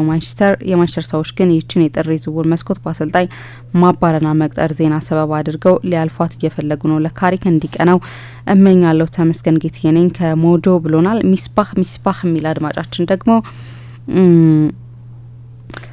እኔ ሻቢ አሎንሶ መባረሩ በጣም ደስ ብሎኛል። ደስ ያለኝ ደግሞ አሎንሶን ስለመጣለው አይደለም፣ ምናልባትም በዚህ ውድድር አመት ማጠናቀቂያ አካባቢ ፔፕ ይለቃል የሚሉ ወሬዎች ስላለ የፔፕ ትክክለኛው ተተኪ አሎንሶ ይመስለኛል። እኔ እንደሚሰናበት ያወቅኩት ግን ውድድሩ ሳይጀምር አካባቢ በዘመናት ውስጥ ማድሪድ የሲስተም አሰልጣኝ ተቀጥሯል በሚል በሰራችሁ ፕሮግራም ላይ ነው። ለማንኛውም ግን ከማድሪድ ውጭ የትም ይሳካለት አሰልጣኝ ነው ብሎናል። ኤፍሬም ቸሩ ልክ እንዳልከው ነው፣ ሻቢ አሎንሶ ሚስካልኩሌት ነው ያደረገው ማድሪድን ሲቀላቀል ብሎናል። ሌላኛው አድማጫችን ናትናኤል መኩሪያ የማድሪድ አሎንሶ የማባረር ዜና ይገርማል። በእውነቱ ጊዜ ያስፈልገው ነበር። ገና በግማሽ ሲዝን መባረሩ አሳዝኖኛል። ወደፊት ምርጥ አሰልጣኝ ይሆናል ተብሎ የሚጠበቅ ሰው ነው። አሎንሶ ፍሎረንቲኖ ፔሬዝ ከአርሰናል መማር ያለበት ይመስለኛል። አርቴታ የወሰደውን ጊዜ ግማሹን እንኳ ቢሰጠው የተሻለ መስራት ይችል ነበር። በማንቺ ቤት አሰልጣኝ ለውጦች ጉልቻ ቢቀያየር ነው ነገሩ። ችግሩ ያሰልጣኝ አይመስለኝም። ለማንኛውም ግን ወደፊት ለውጥ ካመጡ እናያቸዋለን። መልካም ቀን ብሎናል። አማን ለሁሉ ይሁን የሚል አድማጫችን ደግሞ በቤርናባው አሰልጣኞች ለማባረር የትኛው ምክንያት ይሰራል? ፔሬዝ ከዚህ በፊት ብዙ አሰልጣኞች በአጭር ጊዜ ፊርማ ሳይደርቅ በውሃ ቀጠነ ምክንያት የማባረር ችግር የነበረባቸው አርቤላውን የዚህ እጣ ፈንታ እንደማይደርሰውም አልጠራጠርም። ያለውን ሰው ከማድሪድ ጋር መለያየት ምናልባት ለአንድሮት ተተኪ ሊሆን ይችላል። ማንቸስተርን በተመለከተ በማንቸስተር ቤት ለውጥ ሊኖር የሚችለው በፈርጉሰንና በነዛ ዘመን የነበሩ ተጫዋቾች ከነ ታሪካቸው ነትስታቸው በታሪክ ማህደር በመሰደር ሙሉ በሙሉ ለአዲስ ምዕራፍ እስካልተዘጋጁ ድረስ ምንም ከዚህ ቀደም ከምና የተለየ እናያለን ብዬ አላስብም ብሎናል። የመጨረሻ አስተያየት እንቀበል። ልዑል ኃይሉ ሚል አድማጫችን ሪያል ማድሪድ የአምባገነኑ የጀነራል ፍራንኮ መንፈስ ዛሬም ያረበበበት ክለብ ነው። ለኔ ማድሪድ ክላስ የሌለው ክለብ ነው። ክላስ የሚገለጠው የሰሩልህን በማክበር ለተቀናቃኞች ተገቢውን ክብር በማሳየት ነው። ማድሪድ ሁሉንም አያውቅም። ላይ የሰቀሉትን ኮከቦች ላይ የተቃውሞ ዶፍ ያዘንባል። ሮናልዶ፣ ቤንዜማ፣ ቪኒ ማሳያ ናቸው። አሎንሶ ምንም እንኳን አጀማመሩ አስደናቂ ቢሆንም ከመጀመሪያው ቀን ጀምሮ የመገለል ስሜት እንዲሰማው ተደርጓል። ማድሪድ ለራሱ ሰዎች አይሆንም ተቀናቃኞቹ ማክበር አልፈጠረበትም። የቅርቡ እንኳን ብናይ በሱፐር ኮፓ አሸናፊ ባርሳ ጋርዶ ፎና ዲሰሩ እምቢ ብሏል። ሮድሪ ባላንዶር ሊሸለም መድረኩን ረግጠው ቀርተዋል። ጀነራል ፍራንኮ አሁንም እዚያው ነው። አሎንሶን ለማባረር ፍራንኮን መሆን አለብህ ብሏል። እናመሰግናለን አድማጮቻችን። አሁንም ቆይታችሁን አራዳ ኤፍ ኤም 95.1 ላይ እንድታደርጉ ነው መንጋብዛችሁ። አጋሮች አሉን አብረውን እየዘለቁ ያሉት ብርሃን ባንክ ዘመናዊ ቀልጣፋና ምቹ አገልግሎቱን በተሻለ ቅርበት ለውድ ደንበኞቹ ማቅረቡን በመቀጠል የሞባይል ባንኪንግ አገልግሎት ተጠቃሚ እንድትሆኑ በአክብሮት ይጋብዛል። በዚህ አገልግሎትም ደንበኞች የሞባይል ስልካቸውን ብቻ በመጠቀም የሂሳብ እንቅስቃሴያቸውን ማወቅ፣ አጭር የሂሳብ መግለጫ መጠየቅ፣ የቼክ ደብተር ማዘዝ፣ የቼክ ክፍያ መረጃ መከታተል፣ የውጭ ምንዛሬ ተመን ማወቅ፣ ከአንዱ ሂሳብ ወደ ሌላ ሂሳብ ገንዘብ ማስተላለፍ፣ ቋሚ ክፍያ ትዕዛዝ መስጠት፣ የብድር ክፍያዎችን መፈጸም ይችላሉ። በዚህ አጋጣሚም የብርሃን ካርዶን በመጠቀም በሽያጭ ማዕከል ማሽን ፖስ ለግብይቶ ክፍያውን መፈጸም እንደሚችሉ ብርሃን ሲያበስራችሁ በታላቅ ደስታ ነው።